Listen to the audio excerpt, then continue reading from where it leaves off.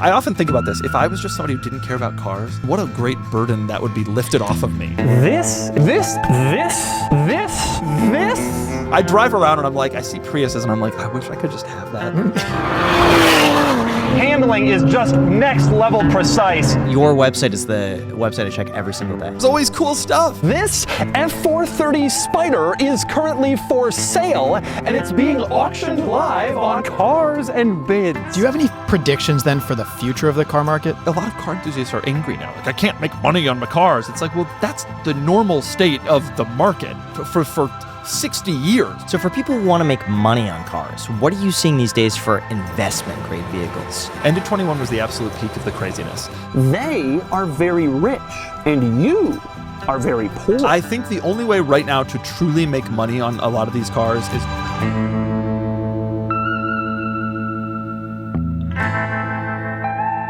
Doug Demuro, thank you so much for coming on the Iced Coffee Hour podcast. Yeah. This is incredible. You said this was all designed and owned by an architect before you? This space, there was an architect who built it out for his own personal car collection, and then he like outgrew it, sort of like it needed a different space that had windows, understandably. And so then he moved into that space and he leases this space to us, and it's been our headquarters. It's been good. It's gorgeous. I mean, I want something like this in Vegas. Yeah, it's cool. I mean, there's drawbacks. Okay. So like when I'm shooting, like when you're shooting stuff, there's no rooms, right? So like if someone has a meeting, the cars are being used every day, every single day. The cars are used as meeting rooms, because that's the only place that you can have a Zoom call and not interrupt filming that's going on. And so that's kind of an issue. And then also the fact that you can't see the sun during the day is a problem.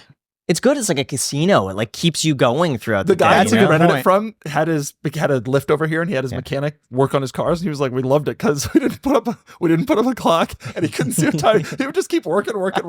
He realized it's 9 o'clock yet."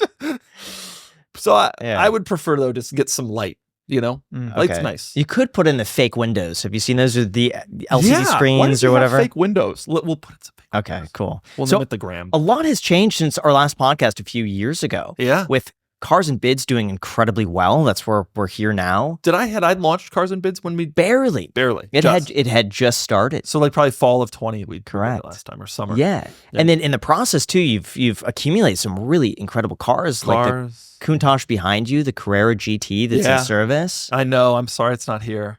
They promised to be back 2 weeks ago. Yeah. And a huge infusion of capital into Cars and Bids. Yeah. By an investor. That's incredible. Yeah. So congratulations. Thank you. It's gone great. Cars and Bids is killing it. We are running or auctioning like between 30 and 40 cars every single day. I mean, in the winter it starts to slow down a little bit, but and we're into that now. December. It's funny. Your website is the website I check every single day. Every day is There's Cars always and cool Bids. stuff. Graham sends me a listing way too often. Way too often. Sometimes I'm seeing prices that I'm just like, this makes sense to buy if I needed a car. Yeah, stuff's getting cheap again. There was a period, especially during when we launched, because we launched in 20 when the car market was in this sort of turmoil where stuff got expensive. And that held true in 21 and 22. And stuff's gotten down now to a point where it's like, as an enthusiast, as the owner of a car market auction website, I'm like, darn it. But as an enthusiast, I'm like, yeah, let's get some cheap cars up in here. So how has the market changed over the last 3 years for cars? Pretty significantly. 3 years ago, which I guess would have been end of 21. I mean, that was the peak. End of 21 was the absolute peak of the craziness, which is when all those COVID shutdowns had really stopped production of new cars or heavily diminished production of new cars. And so used cars had gotten incredibly valuable. And at the same time, money was cheap. And so used cars were becoming more valuable. New cars were not available. People were getting incredibly low interest loans. It was Thunderdome. Like we couldn't put reserves on cars high enough to sell. Like people come in, ask for crazy reserves. We'd give it a shot. It would sell every single time. It was just crazy. Things are different now. the supply and demand in the market has certainly caught up for most automakers, I would say. Some automakers are still in an undersupply situation that's carried over from COVID, and they've never dug out of it. But a lot of the automakers have caught back up. So new cars are cheaper now. Capital is more expensive, right? Getting loans is harder, more expensive to finance cars. And so that has made new cars cheaper, which in turn has pushed used car prices back down. And the market is considerably different now. And we still have people clinging to values 2 years ago when they're submitting their cars, and it's like, oh, there was a time, but it ain't now. How do you ease people into that when they think their cars were 50 grand and you say, well, it's really worth 30? We try to send them as many comps as we can on our site, on other sites, bring a trailer, but also just advertisement cars that are being listed. And it's like, hey, dude, you want 50, but this car is similar to yours and they're asking 40. Like, you're not going to get, and sometimes people don't buy it and think that we're trying to sell, put them in a low reserve to make our money and cheat them out. And honestly, a lot of those people go away pissed at us and then come back 4 months later and they are like, yeah, well, I couldn't sell it on Facebook Marketplace. I think we can try again. And a lot of times it's like, well, yeah, but now the number's a little lower. I mean, that's the situation. These people are often chasing the market down. And a lot of those people have negative equity from that period in 21, 22, when they were all gung-ho about buying a car. And now the market is different. Do you have any predictions then for the future of the car market? I mean, I think it goes back to the way it was. It's interesting. A lot of car enthusiasts are angry now. Like, I can't make money on my cars. It's like, well, that's the normal state of the market for 60 years, right? You bought a new car especially, you couldn't flip it and suddenly make 10 grand. Like, that was an unusual time. And I think that a lot of car enthusiasts are upset about that, but like, cars depreciate. And my general prediction is that most cars will no longer be able to be flat or even an increase. They will depreciate like they used to. And we're already seeing a ton of cars now starting to come down from those. Some cars were high, COVID happened, they were flat for 2-3 years, and now they're starting to drop again. And it's like, this is normal. This is how a market works with goods that are newer versions of those goods are produced. That's just how it should be. So what do people do if they have negative equity? Because the issue that I see is that values were so inflated that this isn't just normal negative equity. This is, I got a loan at $100,000 for a car that was worth 70, and now it's worth 35. Yeah, and especially this is true on electric cars, right? Those cars have depreciated so quickly. And they were some of the cars that were the hottest during that period. When you think back, the Rivians. I mean, we were selling, when Rivians first showed up, we were selling Rivians for $135,000. You can now get a pickup Rivian for under 50, in the 40s. And that's a pretty substantial decline in what ultimately amounted to be 3 years, right? I mean, yeah, what do you do if you have negative equity? Your only options are your only options, right? You keep paying the loan and just kind of wait it out, which a lot of people don't want to do. Or you have to try to roll that into the next car, and that's not a great situation either. Or, I mean, it's a tough call, and a lot of people are in that boat, and they just have to kind of keep going on. If you find yourself in situations like that you can't just I'll get another new car. Doesn't always really work like that. Some automakers who are a little more creative on financing might be able to get you in there on a new car. But it's generally not a good idea to follow up on those things. Yeah. If you already have negative equity and I mean, because you're going to end up with negative equity on the new car too. At the end of the day, you just got to what the smart financial thing to do would be to just kind of wait that out. Or if you can, depending on your rate, pay off some portion of it or sell the car, pay off the balance and get something cheaper that's more affordable for you. Those are probably the smart things to do. We were hearing a lot about a repo crisis of people just walking away from the car loans. Has that happened? I feel like it hasn't. People were talking about that as being a thing, and I've heard that car loan delinquencies are on the rise, but I don't know. It's certainly in our corner of the market where we're dealing mostly in enthusiast cars, a lot of cash buyers, the enthusiasts a lot of times stretch like crazy, but not like the kind of people who are buying Bentleys or Maseratis, right? Like those people are really, they want the flashy show off car. That's not like the 911 buyer, the BMW M3 buyer usually. And so we haven't seen like that level of just like, I can't afford it, I'm gonna get out of it, I'm gonna walk away. I don't hear a lot of those stories in our corner of the world. Maybe it's happening in like the big truck segment where people get into $1,800 payments and they're like, damn. But usually with the truck, they use it for work. Yeah. So it's one of those things where it's actually making them money, even if it's costing. Hopefully. A lot of those people are just want a cool truck, That's true. Why are EV prices crashing so much, though? Why is that market getting hit so far? Man, if you want a good used car cheap and you can deal with the electric thing, those things are I've been looking at Teslas lately. The prices that they're selling for. Wild. You sold a Tesla Model Y that was like almost brand new with the XPEL, paint protection. I think it was like 33 grand. We're selling Plaids in the 50s. Yes. That's 1,000 horsepower. Yeah. We're selling Lucid Airs for half off. A car's a year old, Like, it is wild what has happened to the EV market. It's almost too good to not to. At some price, no matter what you think of EVs politically or personally, at some price you start to be like, worth it. that's interesting. Yeah, the Plaid at 50 seems like such a good deal for a 2022 Plaid. I did not know that was happening. That breaks my heart. And they're not. You know what? Jack has a history of buying at Peaks. I have a history of buying at Peaks. It's like an ongoing joke of the channel. I decided finally, after years of waiting, because delayed gratification. No, Right. I'll buy it when I'm more financially comfortable, when I have a cushion. I finally shelled out the money to buy a Tesla Model Y. And I spent I think it was completely the base. I used existing inventory, though, to even get it cheaper. Yep. And the only thing that I changed was I had white interior. And I got the long range on the Tesla Model Y. And you didn't use my referral code. I used my dad's. So, Yeah. You want to get upset at that. That's whatever. I paid 58 grand for it. Plus tax. When was No, it was 58 all in. When was all in. This was September of not last year, but the prior year. It's 22. Or maybe it was September of last year. It was September of last year, I think. Okay. Yeah. I mean, it's not.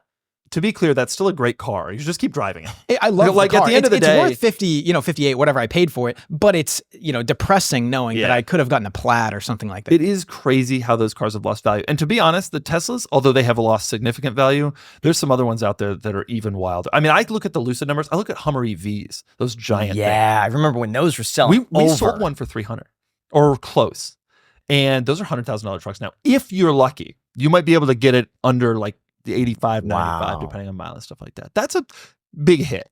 The heavy hitter guys who wanted the first one and paid $300. Those guys lost $200 grand in value in 24 months, probably.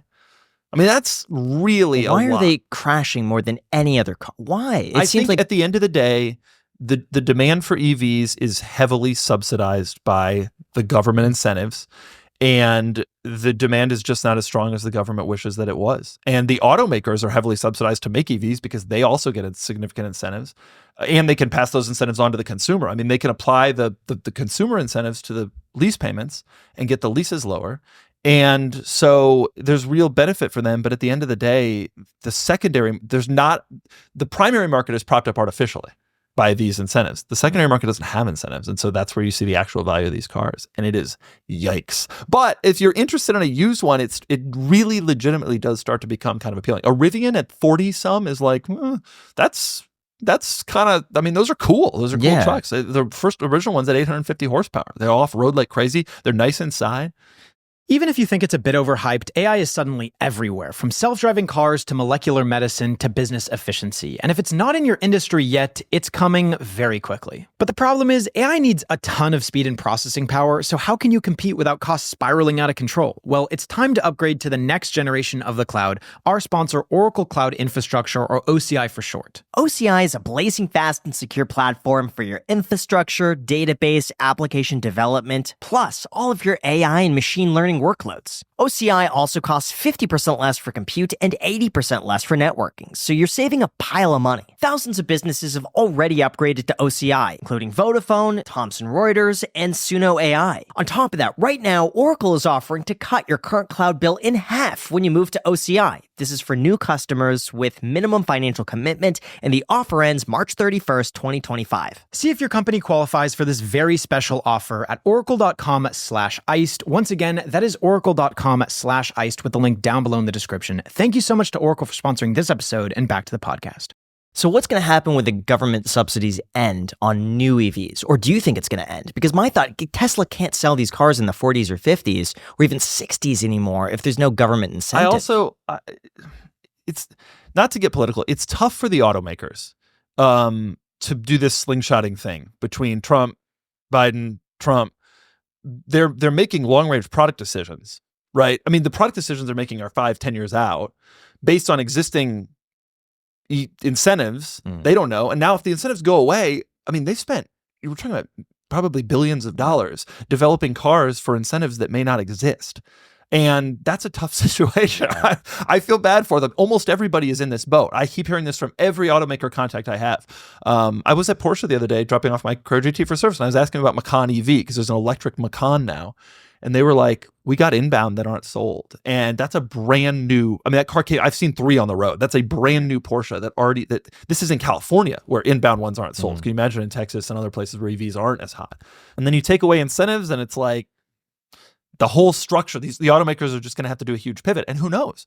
In 4 years, things might completely change, and then they have to figure out how to pivot back. And it's like, this has just gotten out of control. And I was very disappointed that the Biden administration changed the incentives drastically, even from what they were before. So you had an incentive, then you had less incentives, then you had changed incentives, and it was like very difficult for the automakers to really keep up with. What were some of those incentives? My understanding was that it was the $7,500 tax credit, then they got rid of it, and then they brought it back, and then something about depreciation. Well, what ended up happening, when Biden's administration brought back the significant incentive, they had all these means tests. The car had to be built in the United States. You couldn't earn more than a certain amount of money. Yes. Like it was income tied. And some of that stuff made sense, but the problem was you had to jump through all these hoops to get the incentive. In the past, they were like, we just want to get EVs out the door. So we're just going to give everybody $7,500. Well, when you start putting 7 different things on it, it's like, well, that actually, now it's like a maze for the consumer to try to figure out which cars qualify. And also it just lowers the likelihood of this accomplishing the stated goal of getting EVs out the door. Yeah. So if you had a magic wand and you could do whatever you want to when it comes to EVs in terms of incentives or no incentives or really anything to spur up the auto market, what would you do? This is not a popular opinion in the world, but I would let capitalism sort it out. I hate to say it. I think ultimately, I know it's funny. That's probably the right answer, though. I think the problem is, though, that like we do have an environmental issue that capitalism probably wouldn't sort out until like the very end when the polarized caps have melted and then we're all screwed. It's like, oh, maybe it's buy an electric car.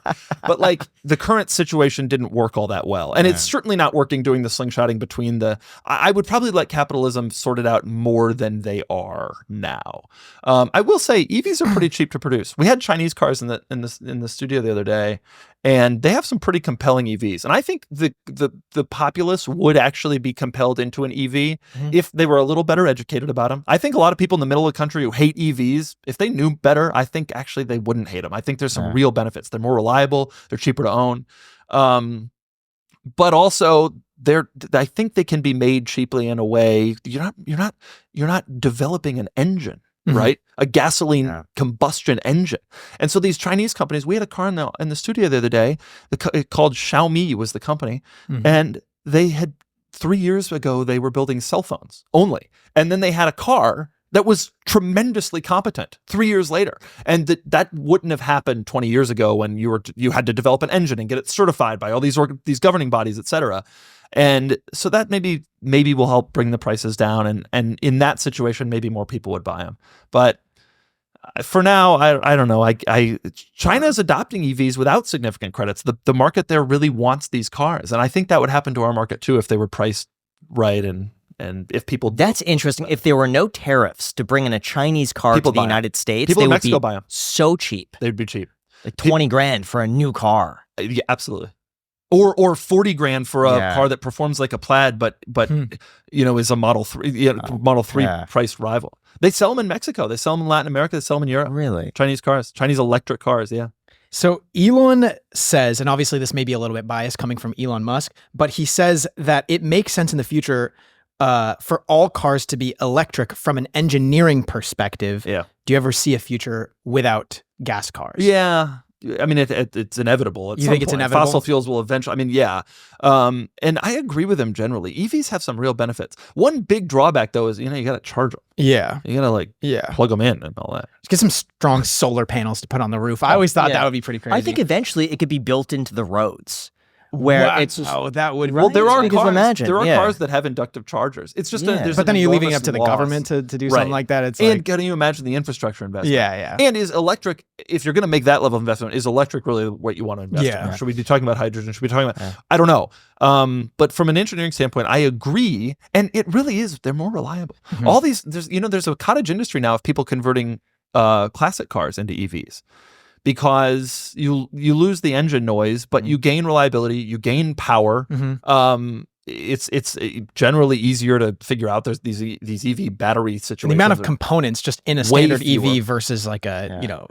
What I think realistically could happen is nuclear power in a car. And imagine you have like a battery type thing that you put in a car. Seriously, but it'll run forever. And it'll power, like you have a little battery that powers your whole house with like a little nuclear reactor. In every People will car. definitely in 50 years look back on us, or 100 years, as like barbaric. Like we see pictures of old New York City where they have horses, right? And we're like, that's insane. There was a combustion in the chamber, like there was explosions, and then exhaust came out. Like that's so stupid. You had to charge it and plug it in and wait overnight to drive your overnight. car? That's going to be one of the things. People would be like, "What? You couldn't just do it?" It just doesn't take a minute. But it is a weird time right now, right? We're in this weird transition. When I was a kid, it was settled law. You had an engine. Automakers made better engines than each other. Now, we'll see what happens. On a personal level, at this point, how many cars do you have? I have 6 automobiles at the moment. Any electric automobiles? No, however, literally yesterday, I just finished installing the second EV charger at my home. And so I'm ready. You're like, why do you need 2? I need 2, okay? I have decided, I mean, I see the future. Like I see the writing on the wall. And so I think that that's coming. One of my problems is that I drive cross country every summer and then back, and doing that trip in an EV adds I've just calculated it adds a full day, which is, and then a day back, and that's a lot of annoyance, to be honest. People are like, you just drive for a few hours and then plug it in, and I do 18-hour days on the road. Like I don't have a problem with that. I'll do 1,400 miles in a day, and EV just doesn't. You can't do it. It's just not possible. So one of my cars will probably be gas as long as I can. But I think I'm ready to make the switch. It's a little weird question, but when you're doing 1,400 miles in a day, do you have any like tricks to being able to stay like awake and open on the road? Because I even make the drive between like LA and Vegas, and that's like 4.5 hours. Sometimes like a little bit tired. That drive especially sucks. It's very, very, very boring. But if you're doing that many, that distance in a day, do you have any like tricks or something? I just listen to a lot of music, and I just hang out with my dog, and I just like do it. You do it solo? There's no one else in the car? Yeah. That's crazy. Yeah. Just music. Well, people ride and they want to go to the bathroom. And it's like, we're not going to the bathroom. We got to do 1,400 miles a day. We're driving from San Diego to Dallas today. Have you ever had to relieve yourself while driving? No. I can wait till the fuel stops. Got it. Okay, just checking. I don't know. That's impressive. That no coffee, No, I don't drink coffee or anything like that. You just get out on the road and do it. Listen, it's really annoying. It's becoming more annoying too as I get older. But there's no other option for me in my situation, and it's what it is. It's just what you have to do. What do you mean there's no other option? Well, like, couldn't you fly? I live in the summer 3,000 miles away, and I bring my dog, and like I need a car. I need the car, and I need all the stuff. And so like it's pretty. I could sign someone to take the dog and pay them. I could ship the car. I could ship the stuff, or you kill 3 birds with 1 stone, and you're driving through Oklahoma, being like, "Yep, this is what I'm doing today." And it's great. Is there a trick to like starting early in terms of like missing traffic? Like what time do you wake up on a trip like that? You gotta get started super early, and when you're going east, it sucks because you lose time every day because of the time zones. But when you're going west, you get it back, and it's beautiful. You cross a time zone line, and suddenly it's an hour. You just gain an hour. You have more driving you could do. Wow. It's not fun. I don't consider it to be especially fun, and I don't recommend it to people. I used to enjoy it a lot, and I really don't anymore. I had a flat tire this summer doing it, and that sucked. But it's. And what car do you drive? I have a Toyota Sequoia, which is a giant sport utility vehicle that has camouflage fenders. So that's one of the 6. It's one of the 6. Yeah. What do the other 5 look like? I have a Mercedes station wagon. That's like my regular round town car. That's the car that's going to go electric when the time comes. And then I have this Lamborghini Countach. I have a Carrera GT. I have a Ford GT. We share this in opposite colors. Yep. And I have a convertible Mercedes G-Wagon, which is an embarrassing automobile, but I love it. And those are my 6. Why is that an embarrassing car? Because the G-Wagon itself is kind of embarrassing, right? Is you it? see people driving around, you're like, don't you think? It's a little much. It's a little much. It's a lot, you know, There to might be take a in. type that There's gravitates towards He also like that, was but I like, also you know, like Beverly Hills, Hollywood, which I feel like you see that a lot. You do. everywhere. You Yeah. do, but there's definitely like I want to project an image. Yeah. And then the convertible one is like, I want to project an image and also this is weird and it's a convertible. But it's great. I can take it off road and I put the roof down and I take my kid to daycare in it and he loves it and it's great. It's a perfect car for me.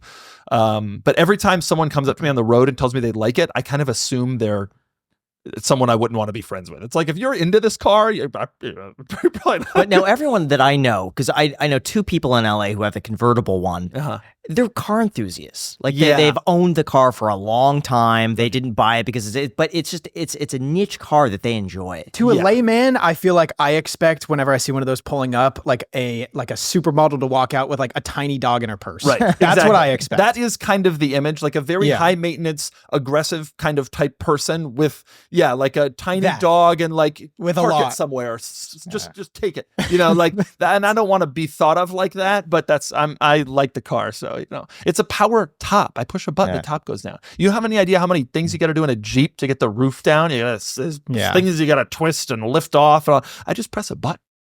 That is nice. That's nice. That's luxury. So what cars have you noticed right now that are the most in demand? That's an interesting question. In terms of used cars, enthusiast cars, Lamborghinis are absolutely having a moment. The Countach, the Diablo, the Murcielago, all those cars are. When I was a kid, a Lamborghini was like a drug dealer car, and like you didn't Rapper car. Yeah, rappers, like MTV that type, Cribs, right? Sort of and like the connoisseurs had Ferraris. Yeah, and that's changed. These older Lambos are finding a new audience with real car enthusiasts who are really starting to like get into them and appreciate it and take them back to stock, take the wrapper wheels off them, take the tinted taillights off, you know, all the stupid crap that people did in 2003 or MTV Crib. Yeah. And those cars are shooting up. I'm stunned to see Lamborghini market every single day. It's crazy. Obviously, Porsches are incredibly hot right now. That's every car enthusiast or wannabe car enthusiast is trying to get into the Porsche world. Getting allocations for special new Porsches is impossible. It's almost a game in itself. Surprisingly, it seems like Ferrari has actually dropped off a little bit. They're kind of overproducing, it seems like, and especially except for the very specialist cars, it seems like Ferrari doesn't quite have the gravitas over those other brands that it once did. SUVs, old SUVs are really hot still. Old Scouts, Broncos, Land Cruisers, things like that. People are really into them. But I would say generally the market is cooling, like we were talking about. Like I don't see a lot of cars right now that are shooting up or about or poised to shoot up. I would say just about everything is cooling off. Do you think that's because the market might be topping out a bit and people are more cautious, or that everyone who wanted a car has bought a car? That certainly happened. I think a lot of the people, there was a lot of horse trading that went on in 2021 and 22. A lot of people who held on to cars for years suddenly saw their value double and they got out, and new people who wanted the car for their whole life got in, and they don't want to sell, especially because they're not going to make money right now. They think if they hold for longer, they might, and they don't need the money in a lot of cases. People who bought F40s or whatever. So I think there's definitely some of that. And also just, the market is just a little bit slower. And so, you know, things just aren't shooting up like they were. I think a lot of cars had a quick rise and now there's just nowhere for them to continue to rise.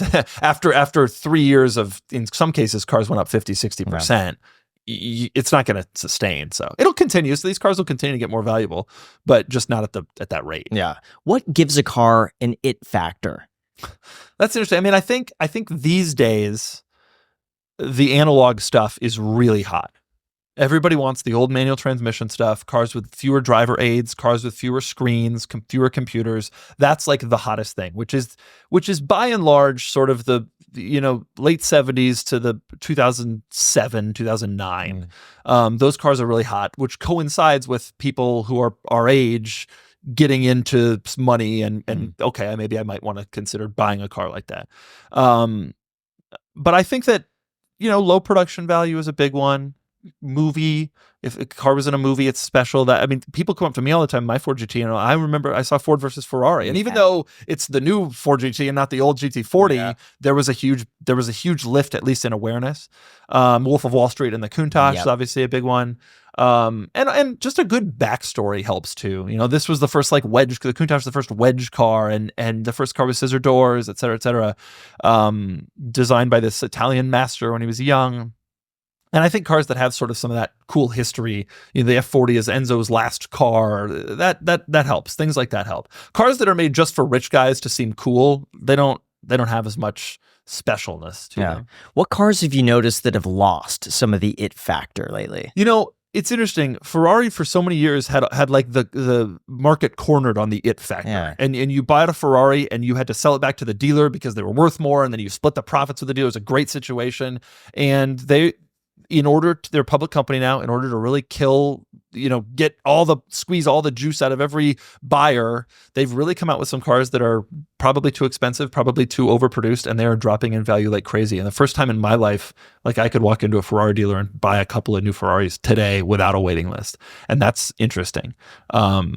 And you have to wonder whether that continues. Does Porsche kind of come up and start taking the mantle that Ferrari once had? It's interesting to see that. Meanwhile, older Ferraris are starting to get more desirable because I think a lot of people are looking at the past and saying, this isn't coming back. It's interesting you mentioned the Ferrari, being able to walk in and get a car. I saw that the SUV is now beginning to sell under sticker. Yeah. But the dealers say that there's a 2-year list. Yeah, it depends on the situation. The SUV is still hot. SUV just came out 6 months ago. And so I find I've found that it is still hot. They still seem to be selling for decent money. The one that they're really getting killed on is the SF90, which is like a $600,000 to $700,000 kind of super sports hypercar, supercar. And that's just a tough price point right now. When capital is more expensive, interest rates are higher, and $700,000 is a lot of money, especially on a car that isn't limited production. So is it still possible to buy a Ferrari and then sell it back to the dealer? Because this is something I learned about for the first time like a year ago. I didn't know that there were so many like handshake agreements, like, hey, we'll sell you this car, but just sell it back to us so we could then resell it for even higher. I had no idea this was a thing. And I think what ends up happening in a lot of cases is, if you play that game and you play it to its conclusion, then you will get selected to buy the really high-end stuff, which really do gain value. So if you're willing to buy a Roma Coupe, all the other GTC4 Lusso and SF90, etc., lose money on all of them, they will start submitting you for cars like the SP3, which just came out, which cost $2.5 million. But in the secondary market, those cars are already selling for double. And so if you're willing to roll the dice and lose a lot of money up front, Ferrari will kind of start slipping you some of those really, really super high-end cars. And that is absolutely still But are they giving those to average buyers who are just, working their way up? Because I've heard that they need, like, you have to have a collection of these other cars to be selected, show up to Ferrari events. Yeah. No, in order to get cars like the SP3, it's not just buy a GTC4 Lusso. There's more to it. Yeah. But those are the basics still. And I got buddies who get all those cars and have multi-million dollar car collections with everything you could possibly want, and even they are still required to buy the Romas and the other. And they basically, what they do is they buy it at the dealer, they drive it home or to their collection, they never touch it because they don't care about those cars. And then after the 6-month lockup is over, they take it right back to the dealer and they say, sell it for me. And sometimes they lose money on those cars, but it's worth it to them to still be selected for the super high end stuff. It's interesting. A buddy just bought the Roma, and he said it was basically a brand new car that the guy bought just to sell it back, like as soon as the lockup was up. But it was like a brand new car, almost no miles on it. The guy just didn't drive it, but just of Romas. Had to buy the car. Yeah. And so then you got to wonder, well, how many of these cars is there even demand for? Like real demand, right?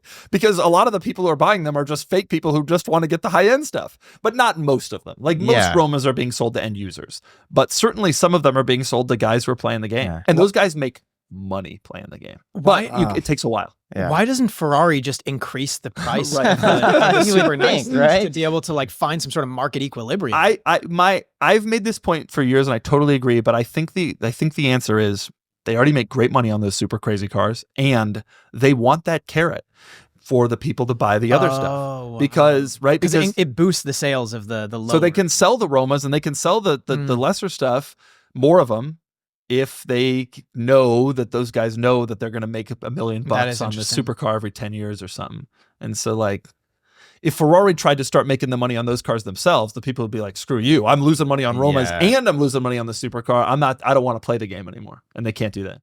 Although, you know what, while we're on the topic, if you run a business, you know that managing the finances could be a hassle. From credit cards, receipts, payments, invoices, it adds up fast. But with the new year here, it's the perfect time to streamline your processes and get organized with the help of today's sponsor, Ramp. Ramp is the corporate card and spend management software designed to help you save time and put money back in your pocket. With Ramp, spend policies are built into the card to control spending before it even happens. It automatically collects and categorizes receipts, so you'll never have to chase them down ever again. Plus, Ramp enforces compliance by flagging violations and locking cards for non-compliance. Ramp also helps streamline your entire financial workflow, from expense reporting, vendor payments, and reimbursements, all in one place. And businesses save an average of 5% in their first year with Ramp. Not to mention, right now, you could get $250 when you join Ramp. All you got to do is go to ramp.com/ICH. Again, that's ramp.com/ICH with a link down below in the description to get started today. Cards issued by Sutton Bank, member FDIC, terms and conditions apply. Thank you to Ramp for sponsoring this episode, and back to the podcast. What do you think are some of the best cars to own for the average person out there? Honestly, I think that your Model Y is a really, really excellent all-around car. Just don't pay the amount I paid for it. If Jack buys it, just do the opposite. Yeah. Inverse Jack. Sell it to me. Those Model Ys are excellent all-around cars, which is proven by the fact that they're everywhere. Mm-hmm. They fit everybody. Like, you got a family, Model Y. You're just you, Model Y. You got a dog. You're a couple. Like, it does a lot of stuff. And on that same level, like, the RAV4s and the CX5s, the gasoline kind of versions of that, they're a little bit more down market, but cars like that, I recommend these. People ask me every day, like my friends or people from my past, what should I get? This is my budget, and the answer is always like, get a CRV, get a RAV4, get a Model Y. Like, just like I never try to push people into weird. All those cars are tremendously competent. When I was a kid, there were some trash cars and there were some good cars, and now basically all the cars are good. And so people will be like, I'm deciding between a CRV, a RAV4, and a CX5. And I'm like, which salesman is nicer? Which one, like, which color do you like better? Like, those cars are all very competent, but they're all pretty similar, even for a normal person. But the good news is they're all pretty good. What car do you think has the least amount of maintenance? So someone that wants to just buy a car and never have to like do anything to it, aside from like electric vehicles, obviously. I would say electric vehicles, except that some don't. Like, some EVs, I mean, you hear about problems Tesla has, you hear about problems that Rivian has. An EV should be the answer, but I don't think that all EVs necessarily are being produced right. Not all EVs are with the same like level of production care that maybe some long tested gas cars are. But otherwise, the answer is, I mean, get a cheap Japanese. The answer is still Corolla Hybrid, Prius, cars like that. Those are the cars you can own. You won't lose much of depreciation. You won't lose much in fuel costs. I often think about this. If I was just somebody who didn't care about cars, and what a great burden that would be lifted off of me. Like, I drive around and I'm like, I see Priuses and I'm like, I wish I could just have that beach show. You couldn't be happy with the new Prius? I like the new Prius. I love the new Prius. Oh, it's cool as hell, but like, I can't drive. I got to drive special cars. I can't drive a Prius. But it would be so freeing to just have a Prius and like get 55 miles per gallon, and it's a pretty nice looking car, and it's actually fairly quick, and it's got good tech, and just sit in there and listen to my Spotify driving around a Prius. That would be a dream. And then you sell it 10 years later and you lose like $4,000. What's holding you back from that? I'd like to drive special cars. Plus, the Sequoia I need to off-road. It's a Prius is off-road. That's a real thing. And my Mercedes station wagon, you gotta have a Mercedes station wagon. People don't have Mercedes station wagons out there in the world. Now, one thing I've always been curious about, why aren't they making more EV convertibles? Why is this not as common? I think, it's funny you say that, because we just had an EV convertible here, the MG Cyberster, which is not sold here in the United States, but it was excellent. Yeah. I think that the general thinking is enthusiasts are not EV buyers. And so if you're going to go to the trouble of developing an EV, which is already, especially in the United States, kind of a niche product, you want it to hit the broadest segment of the niche that you can, which is why Model Y, Mach-E, all the new EVs that come out are compact, mid-size crossovers, because that's what people are buying. There's not a lot of gas-powered convertibles anymore, to be honest. There's probably only 7 or 8 gas. Why is that? Convertibles are over. People don't want it. Really? There was a time when you could get convertibles of like the Chevy Cavalier had a convertible, like the Toyota Camry had a convertible. It's over. People want SUVs. They just want SUVs. That's the hot car of this era of this generation. I thought everyone liked convertibles. But I maybe that's love through like the convertibles. People like the 90s. It's idea just of like the wind in your convertibles. hair and the I think the free. I don't know. I totally Yeah. agree. But and I wish I could get my Ford GTs and I convertible. I'd give it. Oh, what is it? The GTX GTX one. Yeah. But even then, like, I wish they had done a factory. I wish there had been 1,000 of them that you could Yeah. just go get one. But it's just over. SUVs have won. They beat everybody. They beat out. It's so funny. convertibles. I'm not a fan of SUVs. What are you driving day to day? A Tesla Model 3. You don't want a Model Y like him? He's sitting up higher than you. He's got your car, but he's sitting up. He's like It's this. also the You're safest this? car. Safest car, better range. No, I just had my car. I'm so just He- I don't he- like the payments. I don't like the idea. He's of, like, ready to sell his car. He just wants to sell it and make a little bit of a profit, even though he bought it like 6 Yeah. years ago. That's Yeah. that's. But the what's Model 3 holding is him kind of the back. perfect car. It's like the Prius of. I mean, it's like the fine perfect for car what I for that. need. I released a video about the new Model 3, which just came out, the updated one. I titled it and talked heavily about it in the video. The Model 3 is the best automotive appliance, and people Yeah. are so angry. But that's what it is, and it's great at that. Like, Yeah. it is fantastic. It drives for you. It doesn't cost much to own. It's just a simple, easy thing. But it's not something I think people get passionate about mostly. But people got angry. I guess some people are Yeah. passionate about it. That's not how I look Yeah, at it. for me, I just need A to B. Like Yep. for a while, I was And driving that's what it's a perfect. 2006 Volvo that I paid $1,000 for, and that was my driver for the first 2 years in Vegas. Just A to B, just something simple, And that's what cheap. Model 3 is great at that. Prius is great at that, etc. And that's what those cars are. That's what they do. They do great. I mean, there's those companies that do Vegas to LA, and they all have Teslas. Mhm. It's super simple to own. They do huge miles. They don't have huge fuel bills. The Model X's can get a lot of people in them. So, is there any other car out there that's losing a ton of value right now? I mean, EVs are certainly the top of the peak when I think about cars that are losing a lot of value. Any big luxury cars always are losing a lot of value. Mercedes S-Classes and BMW 7 Series and cars like that. Those are just always kind of deeply, deeply depreciating. But people go in knowing that. Yeah. What about the Cybertruck? I saw you sold the gold one recently. Yeah, for like 104 or something like that. 102. Cybertrucks are definitely losing from where they were. But the demand is the sales are actually more robust than I expected, considering they don't seem to be hard to come by new. I No. expected resale actually to drop further than it has already. I thought they'd be a 60, 70 by now, but they're not. But they're dropping for sure. Yeah. If you want to buy something like the Mercedes S-Class or something like that, like a super nice Bentley, how many years, like when is the perfect time to buy it where you get the maximum amount of depreciation, but you still get like a nice new luxury car? That's a great question. I think about this all the time because usually by the time it's gotten down to a price point where I would want to buy it, then reliability starts to become an issue, right? Like Bentleys, everybody wants a Bentley. That car's so cool, right? Yeah. Mhm. Well, you're not spending $400. I mean, you lose $200,000 in an afternoon on that car, right? So then you think, okay, well, I'll get a 5-year-old or a 7-year-old one. Well, a 7-year-old Bentley's out of warranty. There's a lot of components in that car. They're expensive components. Then that's a dice roll. So it's like, I don't know. There is a right period in there, but it's probably different for each car and depends a little on the manufacturer's certified pre-owned warranty structure and your risk tolerance. Mm-hmm. Why are these cars so difficult to both maintain and fix? Like you would think that if you're spending a house on a car, that it should be bulletproof, But the thing shouldn't is, have issues. totally. And the people who aren't in the market for cars like this always tell me that. Like a Rolls Royce Cullinan is $600,000, but it breaks all the time. It costs a lot to fix. That doesn't make sense. But you got to understand that ultimately reliability is not a major factor for decision making for a person who's buying this car. They will own this car for the original owner, who's the only person Bentley really cares about, right? They're going to own the car 3 or 4 years.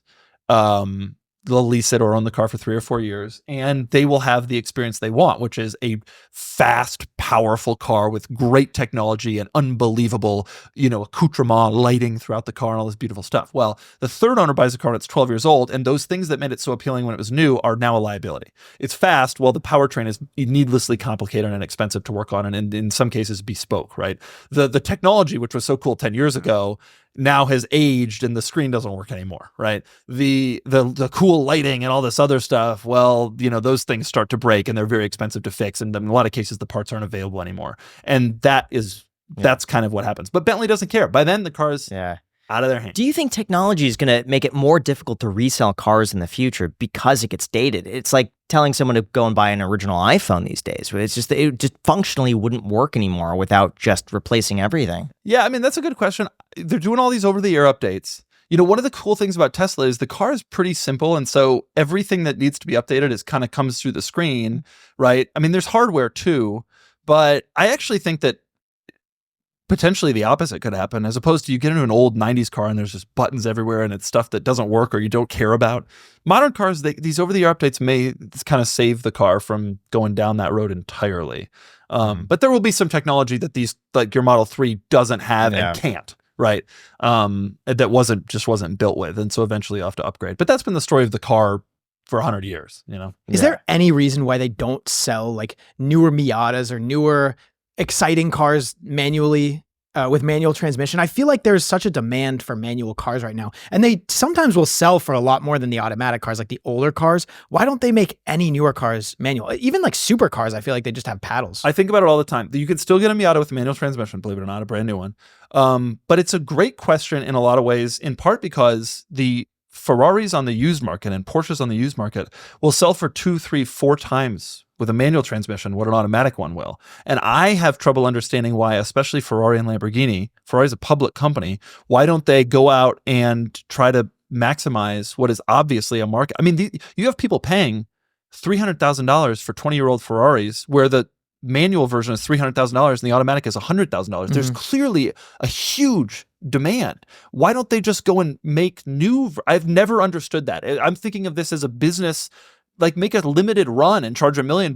People will pay it. Porsche has proven that because Porsche does still make limited run manual cars and they cost a fortune. They sell for crazy money. And Ferrari and Lamborghini could be doing that too. And so could probably some other brands who have abandoned it. Would it be possible to switch the transmissions? If you were an automaker and you're like, I'm going to buy up all of these old automatic cars, flip it to manual and then make a profit? Yeah. And in fact, Aston Martin has literally done that. Aston Martin, if you have an auto, they have not themselves bought it, but if you have an automatic Aston Martin Vanquish, an original one from the early 2000s, you can send it to them. They will convert it to manual for you, and then they will ship it back to you. How much does that cost? $50,000. But there is a cottage industry has come up of automatic Ferraris and Lamborghinis and Audi R8s of people converting them to manual transmission. It's interesting. The automakers themselves have not gotten involved. They could probably make some real money doing it. What's the reason for not doing it that you could argue? I guess the answer is the automakers say it's faster with the dual clutch automatics that they all have now. And Ferrari is all about speed, Lamborghini's all about speed, so we would not want to go backwards in terms of technology.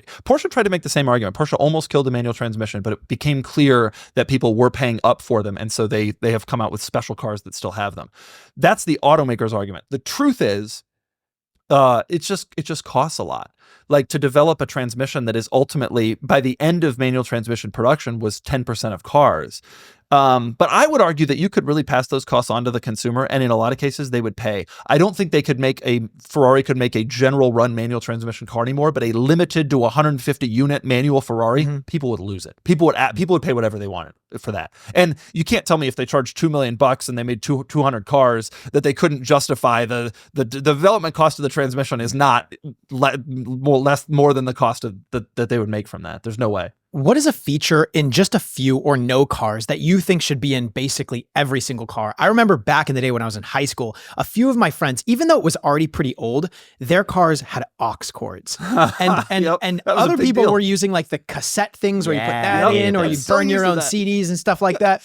And I was thinking to myself, why doesn't every single car have an aux cord? It couldn't be expensive to install something like this. Or USB ports. I remember when those were coming out and like no cars had them. It's like such an easy decision that every car should have. I think about this a lot because I drive all the cars, and it becomes abundantly clear to me when driving all the cars that people who design cars don't.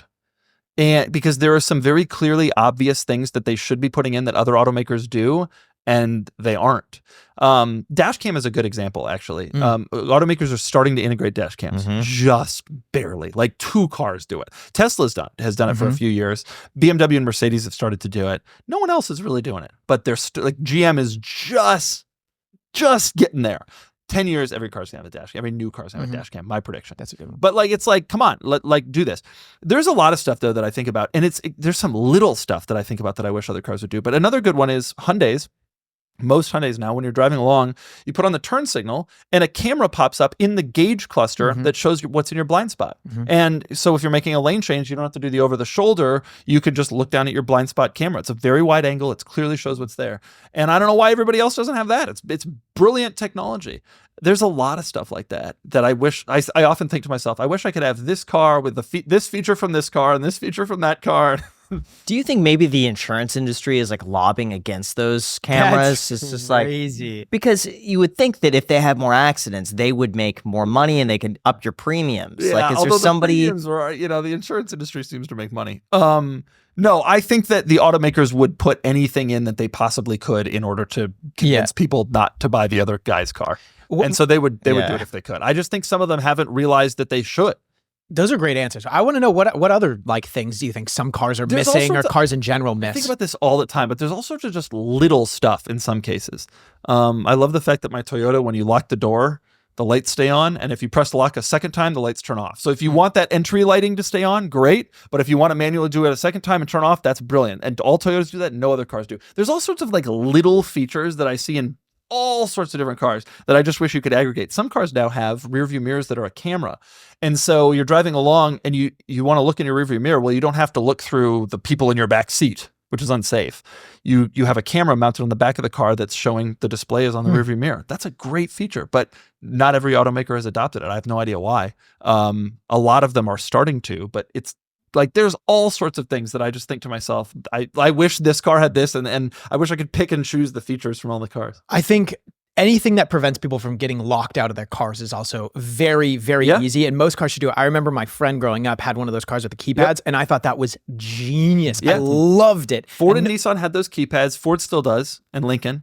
Nobody else really does it, and I don't get why. I love There are some automakers. One cool feature that some automakers are doing is an activity key. So like you have your key fob, but like if you're going to swim, it'll get wet and destroyed. And it's like a wristband that you can wear that's waterproof. Or like if you're on the basketball court, you can have your wristband on and that's your key. So you can lock your keys in the car with your activity key and then go and do the sport or whatever, which is in the same thing. Great idea. Yeah. Why doesn't everybody do it? I don't know. Only like 3 of them have figured out that people want that. And maybe in some cases people don't want some of these features, but I want them. It would be interesting to have facial recognition. Like the your Genesis iPhone. GV60 has that. Are you serious? If you set it up, you walk up to the door, you look at the car, and then it unlocks and you can get inside. They should have that to drive too. To drive, to take the car. It also is to drive. You can be complete. So that means you don't even need the Teslas, you need the phone. Most cars you need a key fob, right? Teslas and some of the other new ones, you need a phone. That car, you need your face. And you're That's all incredible. Good. I would also love it if it's able to tell like blood alcohol. Yeah. And so no one could drive their car if they're under the influence and you just have had to something. assume that that's another thing future generations will look back on and be like, that was a thing you could do. Like there will be some, I don't know if you've ever seen it, the ignition interlocks that people who have multiple DUIs have to have. Yeah, they blow into it, It's actually pretty simple technology. Like they just get in the car, they blow, it says, and then they drive off. Like it actually only takes a few seconds. Not that I'm advocating everybody should have to do that, but like, there must be if there was some real push for it, there must be some way that you could kind of, now you have your passenger do it or whatever. That's the problem. Not if there are cameras inside. Like it would be able to tell with AI, just like, no, you have to do this, not your passenger. And then you start thinking about, well, do you really need to go over 100 miles an hour, right? Like, should cars be limited to a more rational speed? Because a lot of times speed is a huge factor in accidents. And you can have some of these conversations. That's interesting. Do you ever think we're going to get to a point where the government can control what you do with your car and how fast you drive it and which locations? Like your car automatically won't go over 50 in this location, this day, when there's people around. Geofence. I mean, that maybe, the threat of enforcement is much more significant in some other countries that therefore does have that effect. I mean, in Switzerland, there's cameras everywhere. If you go 2 miles an hour over the speed limit in Switzerland, you get a ticket. If you go 50 miles an hour over the speed limit, you get arrested. Like, they're militant. Now, it can't stop you in the moment, but it has that effect. Like you drive around in Switzerland and people go the speed limit. And Swiss drive the nicest cars in the world and they all go like exactly. Japan too. Terrified. It's exactly the speed limit or 1 under. Right. Yeah. Everybody's terrified in those places. Yeah. So they can affect it in that way. But do we get to that point? I don't know, maybe. I have a suspicion not in our lifetimes and certainly not in the U.S., which has been slow to even adopt speeding cameras. Speeding cameras in the U.S. have a huge pushback. People have fought that. In Europe, in a lot of European countries, not all, but in a lot of European countries, they have done it and they have just been like, it's for safety, screw you. We don't care what your response is. And they've just kind of heavy-handedly put them in a lot of countries. What I think is going to happen is that you could share your information with insurance companies and they'll monitor exactly how fast you go and then adjust your premium based on that. Yeah. I mean, that could... And Tesla did that with their Tesla does insurance. that, yeah. Right. And as the cars get more connected, you could see that happening more and more likely. And I would bet that they could adjust your premiums in real time, where you could go on the app, just like with Tesla, and say, oh, my premium went up because I sped or because I'm driving in these hours. You have a huge incentive to slow down. Who's cutting edge these days in terms of advancing technology? That's an interesting question. It's not who you'd think. Like, people think Tesla, I think, because Tesla has this reputation for being advanced, but like Tesla's missing some stuff. I get in Teslas, I'm incredibly annoyed. They still don't have a top-down camera, which I think is wild. They got a lot of good stuff, but the truth is, all everybody wants now is Apple CarPlay. That's what everybody just wants. That it's just simple, it's easy, or Android Auto. It's like easy to use, easy to figure out, and so that's kind of like where this whole industry has gone. There's only a few automakers who are fighting back against it, which is Tesla, Rivian, and General Motors, believe it or not. But General Motors has completely integrated with Google. And so they have Google Assistant, Google Maps all over their cars, which has its own great benefits with your smartphone, right? You can like have if you sign in, you can have like previous history and all sorts of other stuff. I don't know. It's cutting edge is an interesting thing. It's starting to kind of become less relevant. Yeah. Do you see any features though that could be like really futuristic? Like I remember when heads-up display was like that was the coolest thing. Yeah. I mean, self-driving is the obvious one. Okay. And people want it, and some automakers are doing a really great job of it. Tesla's one of them, but other automakers have systems that are at least as good. And then of course, General Motors has Super Cruise, which is quite impressive if you want to look forward, which not everyone does. My view on Super Cruise and those systems is like, if I wanted to look forward, I would just drive the damn car. The whole point of these systems is I want to text, you know? Am I wrong? Like, that's what we really want to do. We really want to just scroll Instagram while we drive. That's what we want to do, but we're not there yet. Yeah. I remember back in the day when Tesla self-driving first came out. This is 2019-ish. I started using it, and you could just put a weight on the steering wheel. Yeah. And it just was uninterrupted for like 20, 30 minutes. And now it's so sensitive. You look in the back seat for 1 second instantly. to grab something. It's like, do-do-do-do-do. This is the drawback of Tesla's system, actually. There are some systems that are not like this, just FYI. There are some systems where the only check on you is capacitive touch on the steering wheel. And so then it's not looking at your eyes. And so as long as you have skin on the steering wheel, it is cool with driving. Skin? Doesn't have or to be a skin hand. like Doesn't have to be your hand. It could be someone else's skin. It could or whose skin you're using. there are people. I'm just saying, in theory. There are people, and I've certainly never done this, who adjust the steering wheel to touch their knee, and then you don't really have to have hands. Your hands can be elsewhere. You know what I'm saying? How can it detect skin from other materials? It's capacitive touch, right? So like just like your iPhone screen detects skin versus if you put that water bottle on, it wouldn't. So like a lot of, that's a lot of Tesla doesn't do it. I don't know why. Tesla still is weight based or eye based, but most of the other brands have capacitive touch for steering, and so you just need to have a hand or some other body part on the steering wheel, and it will drive, and indefinitely. So like as long as you have the steering wheel down and touching your knee, you're good. What cars are these? A lot. Mercedes-Benz and Toyota. And I know that because I own a Mercedes-Benz and a Toyota. Chrysler. That's why you don't own a Tesla. That's why you have those two cars. Well, I'll tell you, driving that Toyota across the country with that feature is really beneficial. Chrysler is the most permissive. Like, really? You can do whatever you want in the Jeep Grand Cherokee. Go figure. It's a pretty good setup. That's funny. But more and more of them are moving to an eye-based thing, which kills the fun, but probably makes people more safe. It's probably because Tesla has more eyes on them from a regulator standpoint. I agree with that. And they have to be like on it versus Chrysler's. Truthfully, the eye-based monitoring is the future. That's what's going to happen. It's more and more automakers are putting it in their cars. There is a short period here where the skin thing is acceptable. So like maybe cars in 50 years, the skin cars will still be valuable. It's the one car you don't have to look at the road. Do you think that robo-taxis could ever be a thing at some point? Yeah, but you know, when? It seems so far off. Like I'm using the Tesla full self-driving and it's still so buggy. Yeah. And it's just, I'm on edge. Plus you live in Vegas. Like ultimately what happens in Minneapolis, right? When it snows. This is what I think about. Like I was self-driving. They got 90% of the way there in a couple of years. Yeah. And that last 10% is hard, right? Anybody can make a self-driving car, drive down a road, stop at a stoplight, turn on a simple, nice day, wide road, well paved.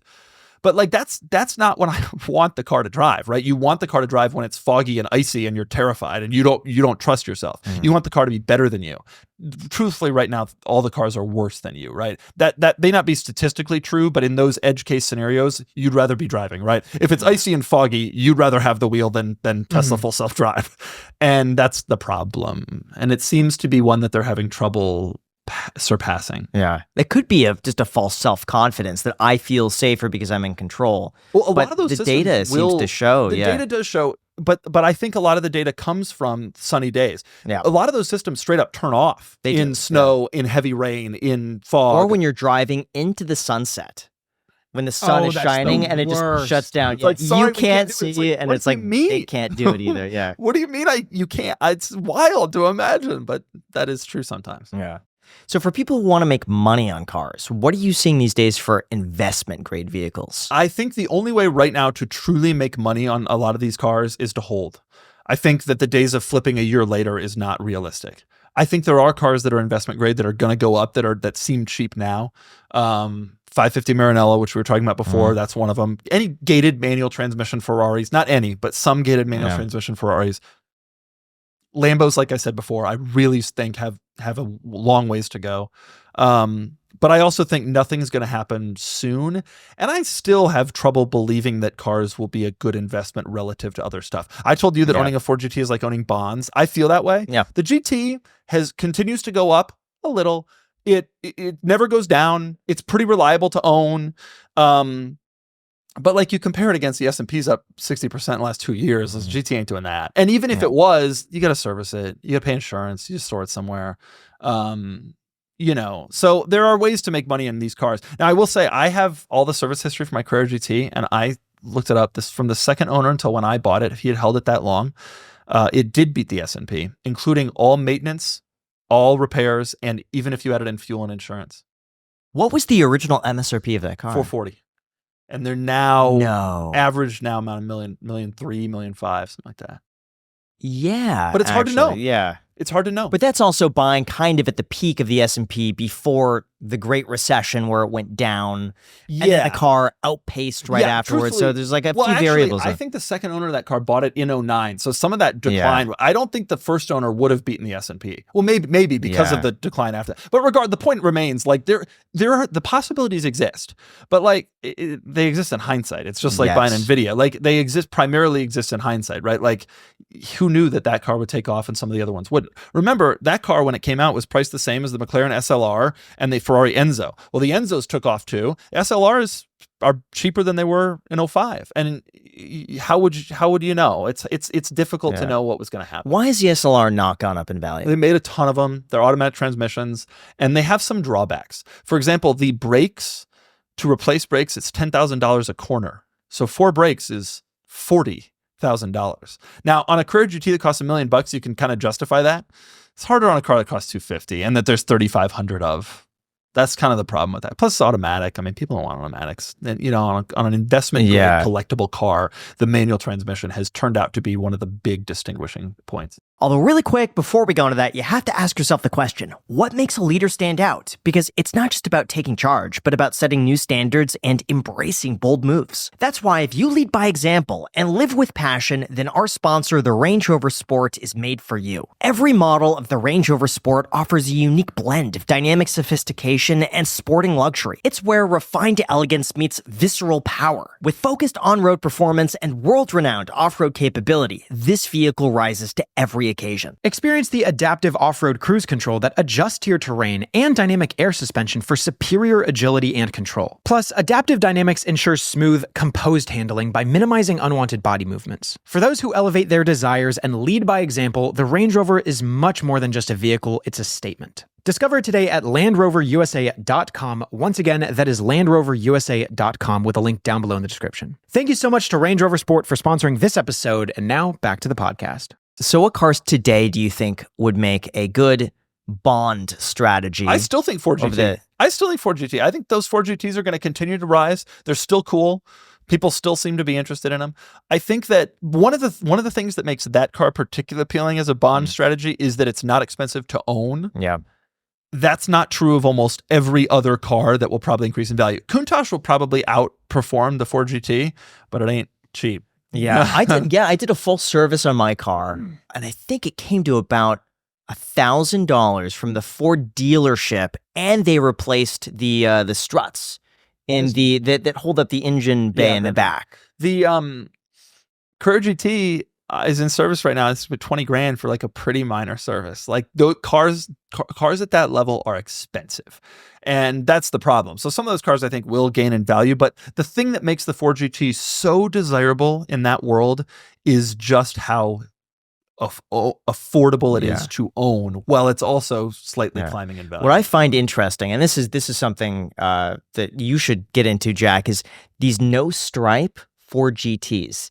These cars used to be the least desirable because everyone wanted the stripe on the car, and so few people ordered the car without stripes. Yep. And now the without stripes cars are so rare that they're selling beyond what like the Heritage model is selling. Why do you think I should get it? Why would you should have got into it 10 years ago. Yeah, like just.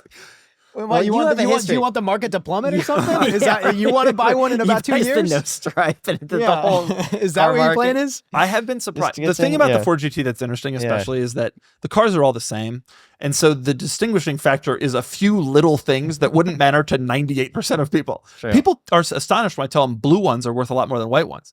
What do you mean? They're the same. Well, they made a lot less blue ones, and the market for some reason values that weird thing. I actually prefer white.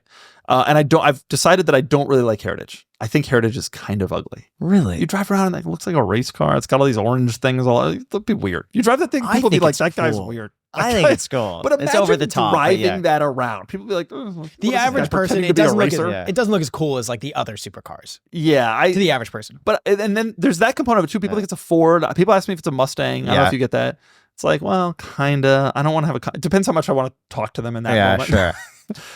But nonetheless, the cars are generally desirable. You know, a blue one with my miles sold recently for like $350,000, which I have 43,000 miles on my car. I was absolutely astounded. And what did you buy yours for? $225 in 18. And I've put 13,000 miles on it. So I drove it a lot. I drove to Palm Springs last week and back. And, you know, it hasn't cost much to own. What about for the average person who's not spending $300,000-$400,000 on a car? What do you think is the best investment grade vehicle that they could drive and at least not lose money on? It's an interesting question. I'd have to think about it. I'm going to say Honda S2000. That's mine. If you're talking about specifically not losing money, there's a lot of good stuff. Okay. S2000 is a great example. And that's another car that is pretty affordable to own. Porsches, lower level Porsches came in Boxster, don't really depreciate all that heavily, especially if you buy them pretty depreciated. And honestly, they're pretty reliable. People think German and they get worried, but Porsches are pretty reliable. Even lower level 911s, 996s and 997s, the early 2000s. There's a lot of cars like that you can do kind of generally okay with. Even Corvettes, C7 Corvettes, you know, like 2010, 2012 era Corvettes. Are kind of hitting bottoms of depreciation curves and are just not expensive to own and drive and operate. I would probably pursue things like that. Where enthusiasts get into trouble is the BMW M3s, the cars that are wonderful and fantastic, but problematic. You have to be a real enthusiast who's willing to like spend money to have that experience. And those cars can be troublesome. Yeah. What do you think about the 2000s manual Gallardos? Yeah. Do you think because they're not that expensive? They're not as expensive as they deserve to be. After having all of these, you know, car YouTubers on the podcast for a long, I've always liked cars and I always thought the Gallardo was cool because that was kind of as I was growing up. And you'd see that car, like, it was the most common Lamborghini that you see. It's like, oh, supercar. I always liked the car. And it's kind of convinced me to like look into the market a little bit. And it seems reasonable. And I heard that they're also, in terms of maintenance, not that bad. So that I find that car to be an absolute bargain relative to what it is. It's a manual V10. I mean, that's a Courier GT. That's a really special car. there are some things I think that have held it back. It's always going to be the lesser Lambo, right? The Murcielago was always there, and so people have a belief that the very earliest Gallardos with the 5-liter V10 are not as reliable, and that they later upgraded to a slightly bigger motor, and those are more reliable cars. I don't know if that's true, but that's the belief. Especially the 04 cars, which is the first year, are like less reliable. But I think those cars are cool as hell. I mean, that's $90,000. You drive around a stick shift. It's a Lambo. It looks cool. Most regular people can't tell the difference between that and a Murcielago, which costs 2-3 times as much. I think those cars are undervalued, but I'm not entirely convinced that they will gain that much, because the market has had a long time to appreciate those cars, and it never really has, in a weird way. But it seems hard to imagine losing a ton of money on that, considering like how can they really sell for much more than... Absolutely, they can't go lower. Your only loss would be in maintenance and repairs. Yeah. Which may be significant, but, probably still less than the depreciation on your Tesla. Yeah, actually, your Tesla costs more money than a Lamborghini. Yeah, I do think about that a lot when it comes to, my Ford GT. People are like, oh, I can't afford a Ford GT. It's like, well, I'm up 100 G's. You can't afford not to get a Ford GT. Like when you really, it's insane because the price of entry is still high. Yeah. But like people think I'm nuts for driving around a Ford GT. They got a new Explorer, and it's like that car's lose $25,000 in like 2 years. I don't do that on my cars. I buy all my daily driver cars used. Like I can't justify losing new car money on that stuff. Yeah. That's always been my mindset too, is to buy a car that you're not going to lose value on. Like my Lotus Elise didn't lose anything. Lotus Exige didn't lose anything. The Ford GT is up. Yeah. And yet you've got this Model 3, and then the Model 3 is lost more money. It's a daily that like you just need a point A to point B car, and that's something that you can care less about the value loss because your cost basis is lower. I think about this all the time. I got a Carrera GT costs $1 million, but I wouldn't buy a new E-Class station wagon, Mercedes station wagon. I found a used one that matched my taste at a dealership in Oklahoma and had it shipped here to save however much money off it. I just can't imagine the depreciation hit. I just can't do it mentally. It's just not acceptable. Speaking of the Model 3, I think a while ago I added up all the money that I've made from ad revenue off my Tesla videos, because one video got like 8 million views, another video got like 3.6 million views. There's another one with over 1 million views.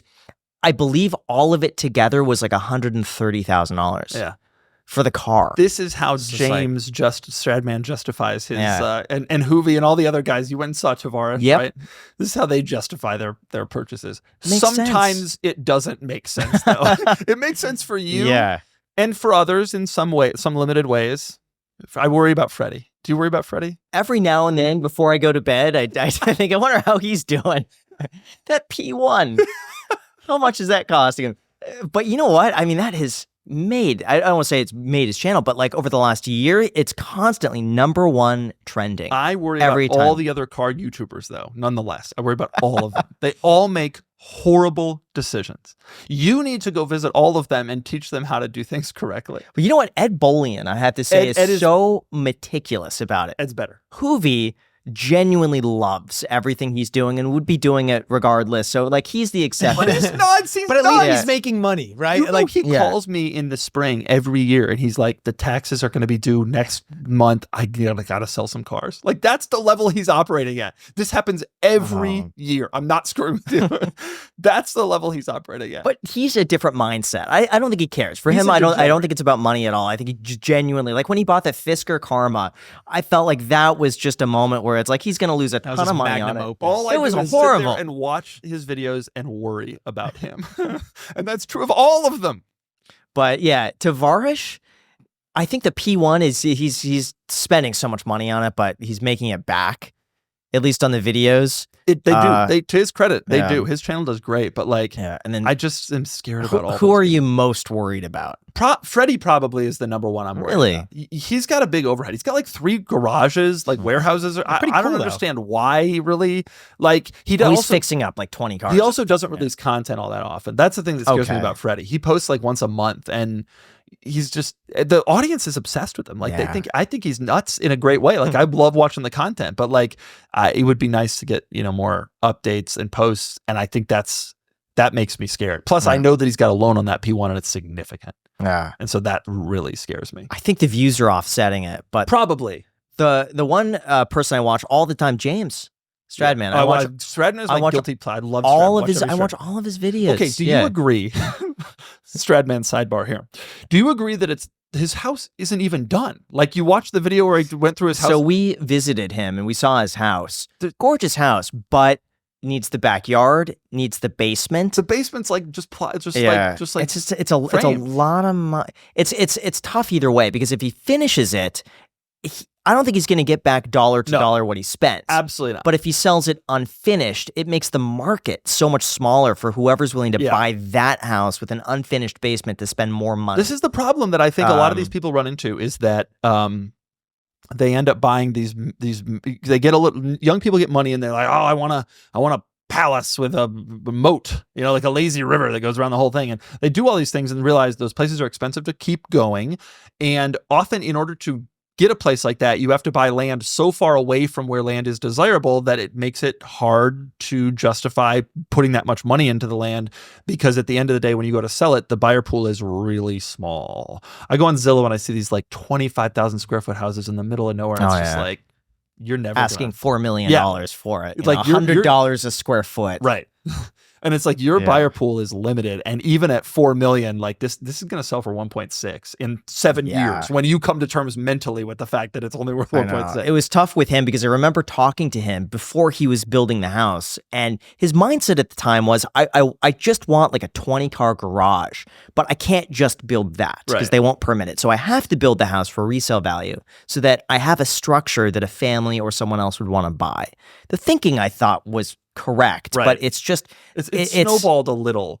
I have this severe belief, maybe militant, that you should live somewhere where your land is more valuable than the improvements you make to it. Like, it's a very California thing to say. Yeah, it is, or dense area to say, right? Like, that's also true in nice neighborhoods in a lot of cities. Like, I only ever buy old homes that are in kind of historic type neighborhoods that are very established long term, and I worry about the deep suburban living and massive house that is unsellable in the future kind of situation. I'm going to ask you a question. Do you think he should sell the Koenigsegg? Absolutely. I would have sold that Koenigsegg. I'm not a Koenigsegg fan. I don't find them that cool. I don't find them that interesting. It's his dream car. Although we are about the same age, he is a different generation than me. Like, he's into the Koenigsegg Pagani stuff, and I'm into the Countach 4GT stuff, like the manual older. And now he's a Countach also, and he had a 4GT. But he's clearly more into the more modern kind of crazy stuff. I don't care about Koenigsegg's. Like, and by the way, everyone I know who has a Koenigsegg has problems. Everyone I know who What are has the a Koenigsegg. problems? The problems are that the car is hand built by the company that designs and builds every little part themselves. And so stuff breaks. And when stuff breaks, you can't go to the Koenigsegg dealer because there isn't one. Yeah. And even if there was, which in some cities there are, there's no like parts supply. Like, they built all these things themselves. So like, a little thing breaks and it's like a Ford dealer, you go to the Ford dealer, they get you a power mirror switch, and a Koenigsegg, that's like a bespoke part that they made a limited run of 19 years ago. Yeah. That's hard. So who's buying Koenigsegg's? Who's buying Koenigseggs and why? It's crazy. I don't understand it. I truly don't understand it. How is it different from Pagani? Same kind of thing. I feel like I don't hear complaints from Pagani owners. Pagani's use a powertrain that is sourced by Mercedes-Benz, right? Okay. So at least that component of the car, which is a pretty significant component of the car, is taken care of, right? That component of the car is, you're going to be able to find parts. In fact, that engine is still in production. So that's easier. And other than that, though, I would worry about Pagani's in all the little intricacies. That stuff scares me. What if that stuff starts to break? I don't know. You're not getting that stuff. It's true of any bespoke car. And honestly, Ford GT part supply, 05 Ford GTs, they don't have a lot of those parts anymore either. Ford. You know what? I'm going on eBay and I'm probably going to reveal the secret, but buying Ford GT parts. It's a smart idea. Yeah. The guy I bought mine from, he bought seats, he bought steering, like big stuff, and he was able to sell it. He hoarded. He bought it when the car was new, when all those parts were easily available, and he sold it 20 years later for like 7x what every part was like in high demand. I'm talking to this guy on eBay who has every part that he's been hoarding for 20 years. He just bought everything, and he has duplicates. Yeah. Because I needed like a gauge. And he's like, oh yeah, I got like 3 of those. Oh, which gauge failed? My fuel gauge is off right now. Yeah. But right now, if the car is full, it's reading empty, which is fun. Same. It's a fun mine is always empty, but I just top it off. Anytime I take the car out, I just topped off and I park it. Yeah, but no, I the answer to who's buying Koenigseggs is people who already have everything else. That's like, oh, I got a Bugatti and I got a bunch of Lambos and a bunch of Ferraris and a bunch of Porsches. Like, I want to go to the next level, and that's Koenigsegg. And the cool thing about Koenigsegg, to give them credit, and Pagani, is that like, you can shake the hand of the guy. Yes. You know, like Ferrari's a company now. Bugatti's a company. Like those guys are dead, right? Koenigsegg, you can literally meet the dude. It'd be like meeting Enzo in period. And so there's something special about like joining the Koenigsegg club. I just don't, it doesn't do anything for me. What's going on with people leasing these cars these days? Is like a lease to own. Yeah, because I guess if you're doing it for your channel and you own the biz, you can write off a significant amount of it or something. And I realized you could do this too late, and I never once did it. And now I don't own the biz anymore, which is unfortunate. Yeah. So, but it's a big thing that I think all these guys are doing. And everybody's like, well, you don't own the car then. Well, the leases aren't set up. People think of it like a traditional car lease. It's not really like that. Like at the end, you have this, you've a lot of it has gone into equity. The car's not depreciating really. You could re-up the lease. People lease these cars sometimes 2 or 3 or 4 times. Oh, wow. Yeah. But the drawback is these massive payments. I mean, so Stradman's making like $20,000 payments or whatever it is in this Koenigsegg. 30. That's not out of the norm, by the way, in that segment of the market. A lot of guys do that. Yeah. Oh, Steve Hamilton. His payments were just through the roof. But for him, he was like, I financed these at low interest rates. Yeah. I'm not doing that anymore, but on all the ones I got like 3 years ago, it makes sense to have these payments at 3%. Yeah. Even though think high. about what the cash, right? Like he would have lost out if he had put all that cash into those cards at the time, probably. Yeah. So it was the right call. It's just, an astronomical number to see, right, in your bank account coming out every month. Right. I'm sure of the 30, I think he said his payment was like $33,000 a month. I'm sure of that, probably 31 goes towards equity. Probably. My guess. And then his balloon payment at the very end really is going to be a himself, small amount. Right? Like at the end of the day, it's going towards the car that he owns, which is fine. But like, damn. Yeah. What are you noticing these days for cars and bids buyers in terms of financing? A lot of our buyers are cash. And I think that is especially more true now that interest rates have gone up. I know financing is just, I'm not going to finance at 7% or 8% or 9%. That's just not, I can't justify that mentally. We are surprised at how many of our buyers are cash, but it makes sense when you consider these are third cars, these are enthusiast cars they've always wanted, whatever. We offer a financing through Lightstream on our site, and people do it. But and sellers have financing, buyers have financing. It happens, but I think that people are trying to avoid it if they can. How can the average person buy a supercar or their dream car for that matter? Where would you recommend that they start looking? How can they know that they're not getting completely ripped off? What would your just general advice be for them? Forums are still unbelievably helpful, which is insane because like they were helpful in 1999, but car forums are like Ferrari chat and all the 4GT forum, that they're all still shockingly helpful. You can get an enormous amount of information with regards to common problem areas, what to look at, which shops in your area are shysters, which ones are great. You can get a lot of really good info on the forums. I have learned basically everything I needed to learn about the cars that I've bought from car forums. And talk to owners. Try to drive one if you can from an owner. Try to Turo one. A lot of these cars are available on Turo, and you can rent one and see if it fits in your driveways, et cetera, all that stuff. I always tell people, the number one thing I always tell people is you're buying the seller. So like, you're not, don't even think about you're buying the car. Read the seller. If the seller uses the word should of, and he spells it should space OF of, guy's not changing his oil. That guy is not changing. That guy is 9-year-old mismatched tires. Like I spend an enormous amount of time when I'm buying a car just trying to like read the seller, Google everything about the seller, try to learn everything I possibly can, and see if the Countach, for example, I bought it from a deadbeat. I knew it going in. He was misrepresenting the car, lying about the condition, but I knew it, and I knew it was gonna be hard to find another one like I wanted, and so I went in knowing I would have to spend a lot of money to get it nice. No, it needs nothing. Well, he's an idiot, and he did write could of. And that was red flag number one. But I knew it, and it was fine, and I did put the money in. But if you want a nice car, you read the seller and really try to learn as much as you can about the car before you go and do it, and try to get a pre-purchase inspection from a reputable shop. Although I generally find that pre-purchase inspections are so hit or miss that I don't find it as worth. I'm a guy with a lot of money, but I don't find it as worth it as some people say. I always thought that was the go-to to get same. pre-purchase. I've had too many friends get a pre-purchase inspection and then get burned, or not get one and then the car is perfect. Like a lot more of it to me is like, look at on our site, look at every picture. everyone. Look for clues. Look for clues in the service history. Watch the driving video 14 times. Make sure it's shifting right. Make sure it's sound. Like, I think that stuff is generally better than some mechanic who's not familiar with the car trying to diagnose it in that moment in time. Who knows if XYZ part that can't even be seen is on its way out, And I also have a rule that you just have to assume you're going to put money into a car and you buy it. People are always so mad when they buy a car and it's not perfect. It's like, this is a used car driven by an enthusiast. It's going to have needs. I always budget in my mind a 10% on top of the car to make it right.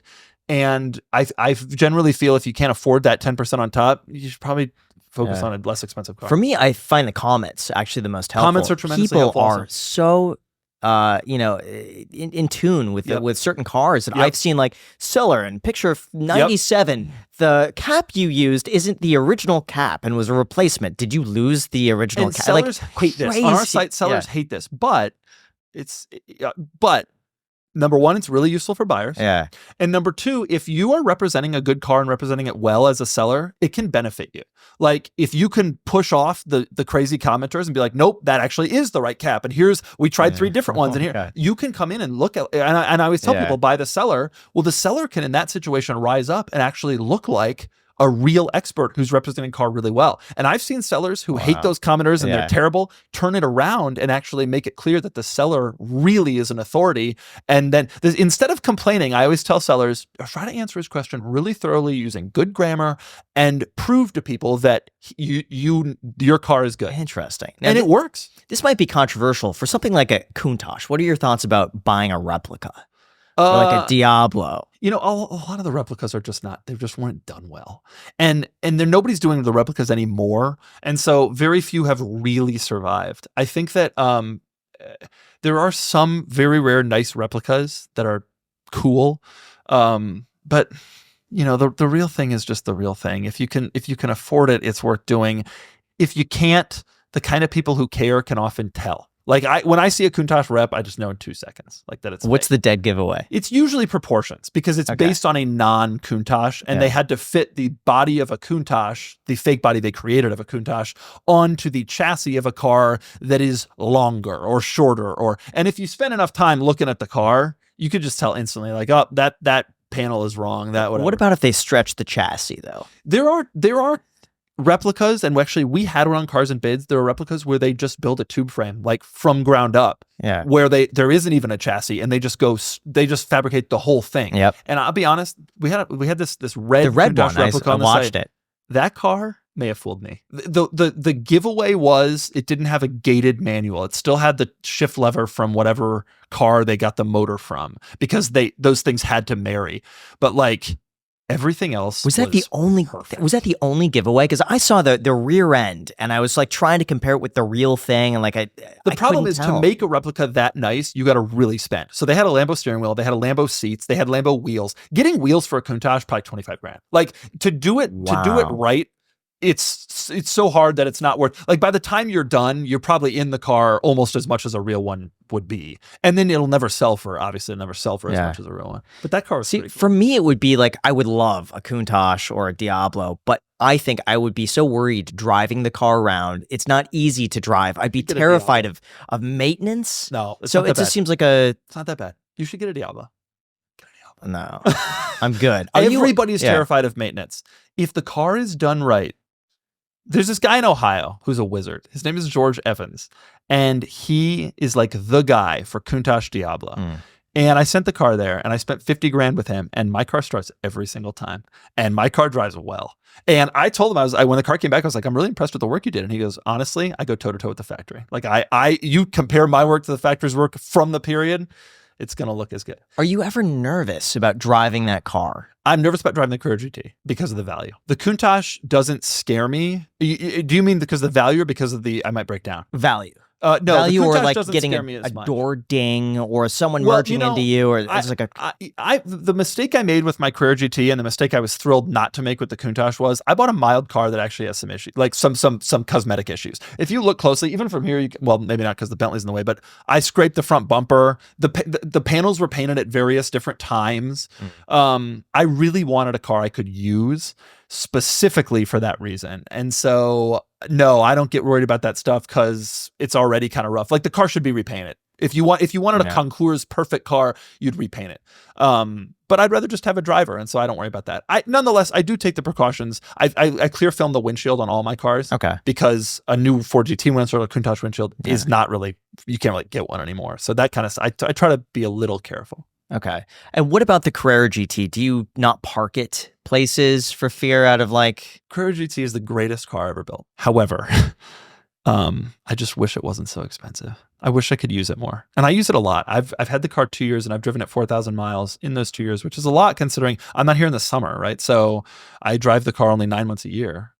But I am terrified parking it. Yeah, I'm terrified putting it anywhere. Which sucks. What's the longest you've ever had to hunt for a spot? I just don't really take it places where I have to park it anymore. Which is so sad. Yeah, it's probably you take it out and then you pull it right back in. Yeah. And I do big drives like that. Like I got no qualms about doing 200 miles in a day in it. Wow. Like, but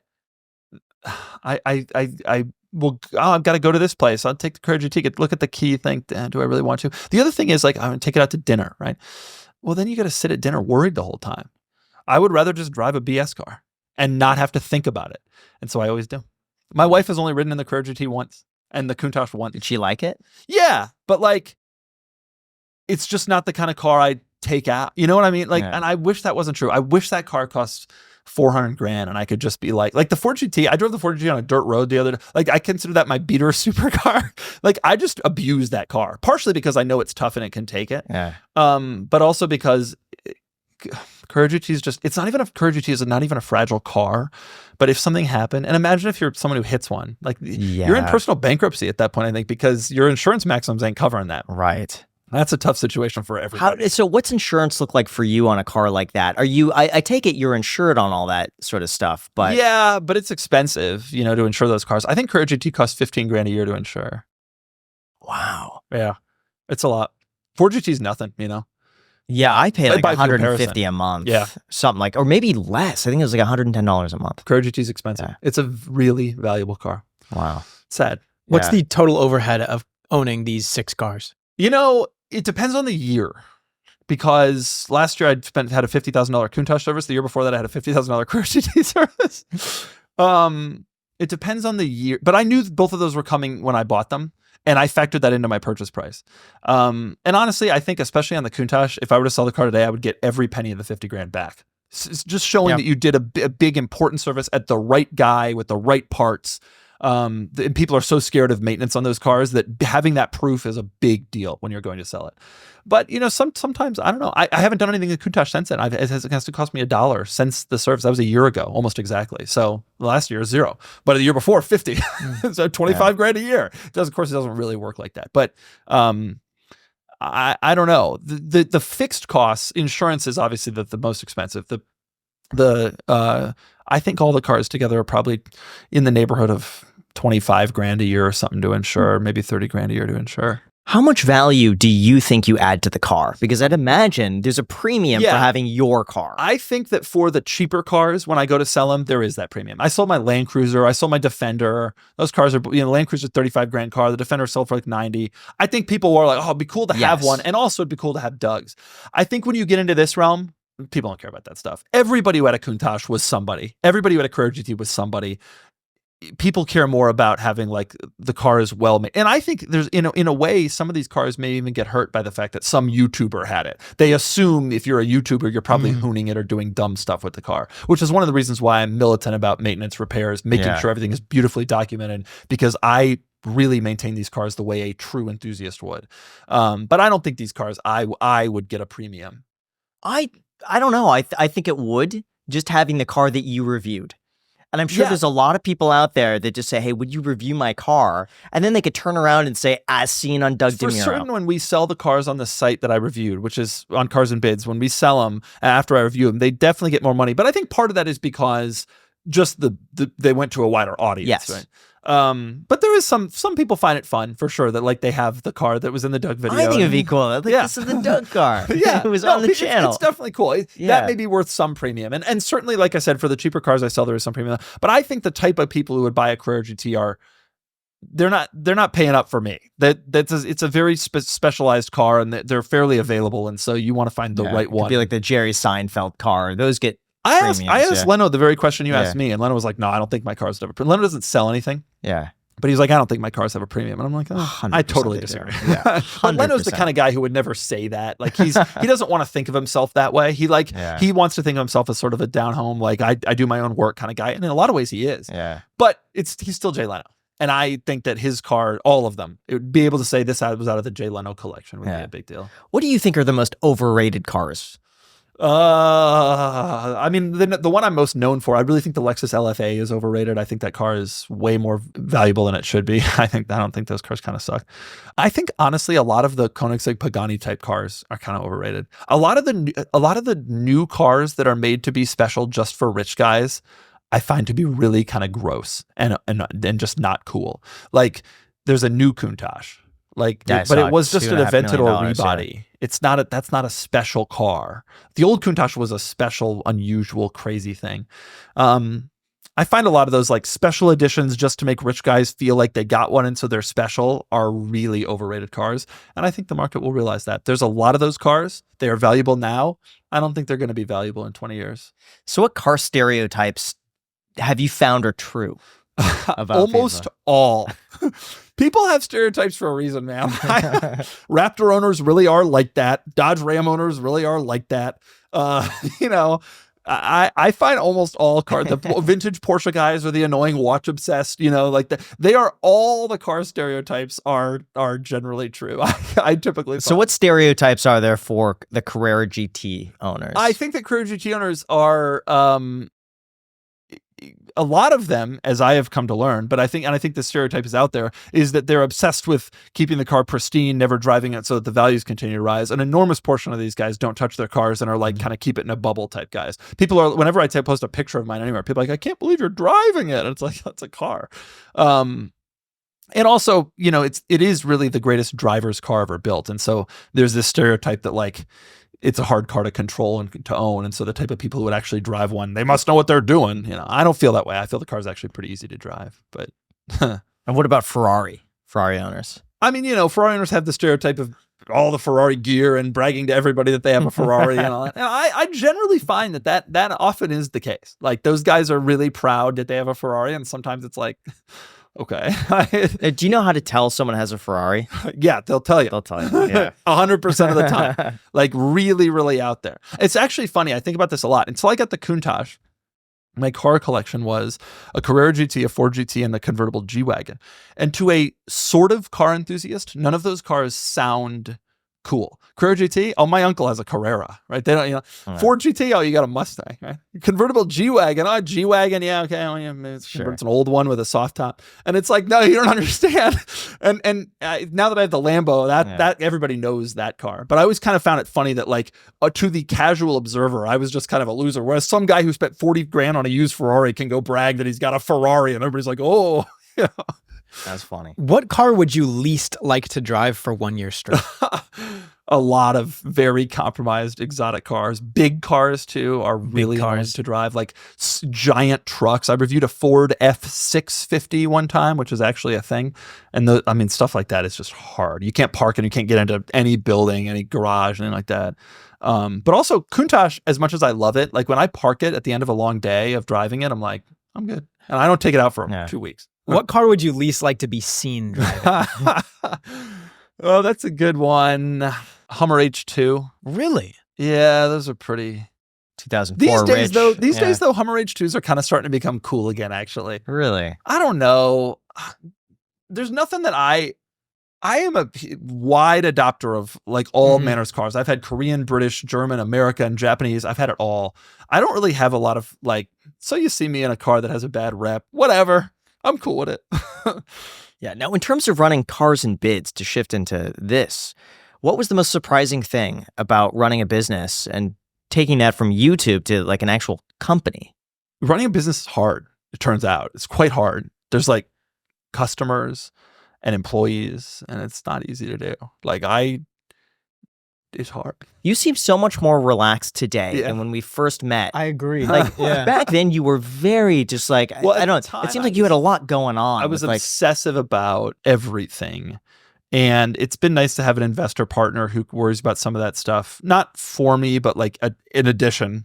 But also like running a business is challenging. It is nice to be in a financial position where you don't have to worry. And I never really was before. You know, I was doing well on YouTube, but that tap could be turned off at any time. And that helps. That really, really, really helps. It definitely lowers the stakes from I absolutely have to do this or else I don't know what'll happen to like, let's make this succeed, but it's like a fun project. I actually am a better employee and person now, even though you'd think it would be the opposite. Some people work better under like heavy pressure, financial or otherwise. And I think it's actually, you seem so much happier. Yeah. Like really. 100%. No, I mean, there was especially that time when we met, like it was tough. Like running the business was hard. Especially like by myself with my co-founder, like it was hard. There was a lot of work. And at that stage of a business too, you don't know what's going to happen. Is it going to, and that's hard too. So you're putting in these long hours for something that might not work. And, you know, managing employees and managing a space and managing the business and the customers, which is the hardest part for sure. It's a lot. It's just a lot. I'm never doing it again. People are like, but you say that, but really in a couple of years, no, I'm never doing it again. Ever. What was the hardest part for you to get over? Was it the hours or just the getting it going was the hardest part at the very beginning. The first 4 or 5 months, you know, that's sink or swim, especially when you're as public as we are, right? Like a lot of startups, you can roll out to a select group. You can roll out to, you know, a small audience in one state to just doctor, you know, whatever your startup is. I don't know. But like we launched. I mean, we announced the launch the day we launched, you know, and then everyone knew because I was on YouTube and it was a big deal and et cetera, et cetera. And so like those, if it wasn't going to work, it was going to fail. Like in those days, like I didn't have a second chance. There wasn't going to be a larger audience later. And we had built a great product, but like it needed a lot of effort right then and there. Like there were more customers than we ever expected right away. And then there were less customers than we expected soon after. And it was like, okay, we have different problems now. We got to figure this out. And there was just constant triage and whack-a-mole and putting out fires. And I'm never doing it again. I straight up, I'm never doing it again. Yeah. I remember those days and I'm too old for it. And I probably have too much money for it. I don't have the ability to, like go through it again. Yeah.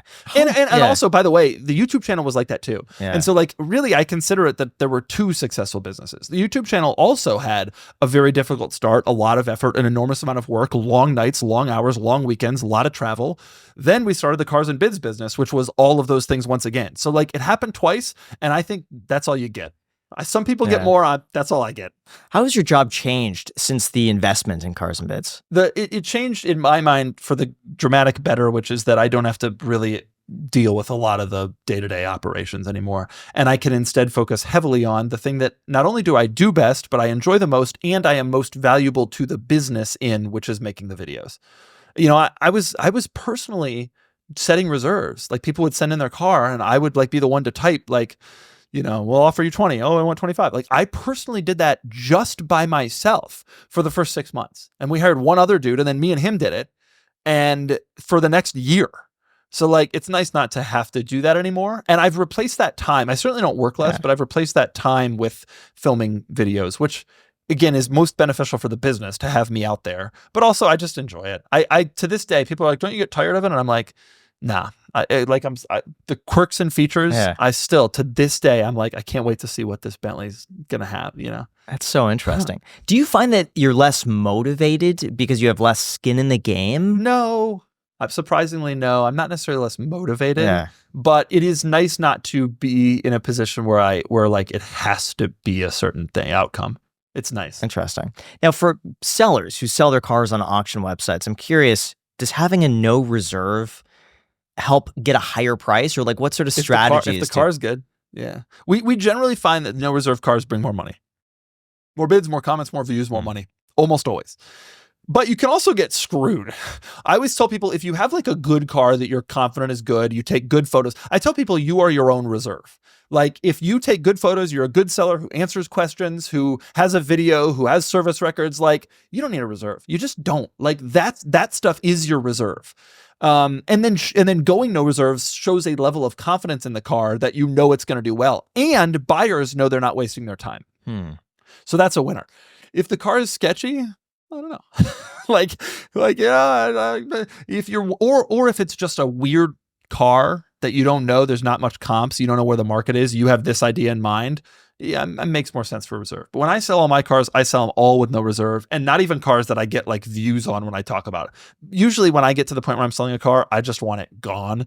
But also I just really feel pretty confident in the photos that I have a professional photographer take and the way the standard to which I've maintained the car. And that is shown in those results. And then what about when an auction ends? Is there any correlation between it ending on like a Sunday morning versus like a Monday afternoon? Yeah, I firmly believe that weekend auctions are a bad idea. We don't run them. I'm going to eat my words someday when we expand to run weekend auctions. We're going to have to edit all this out.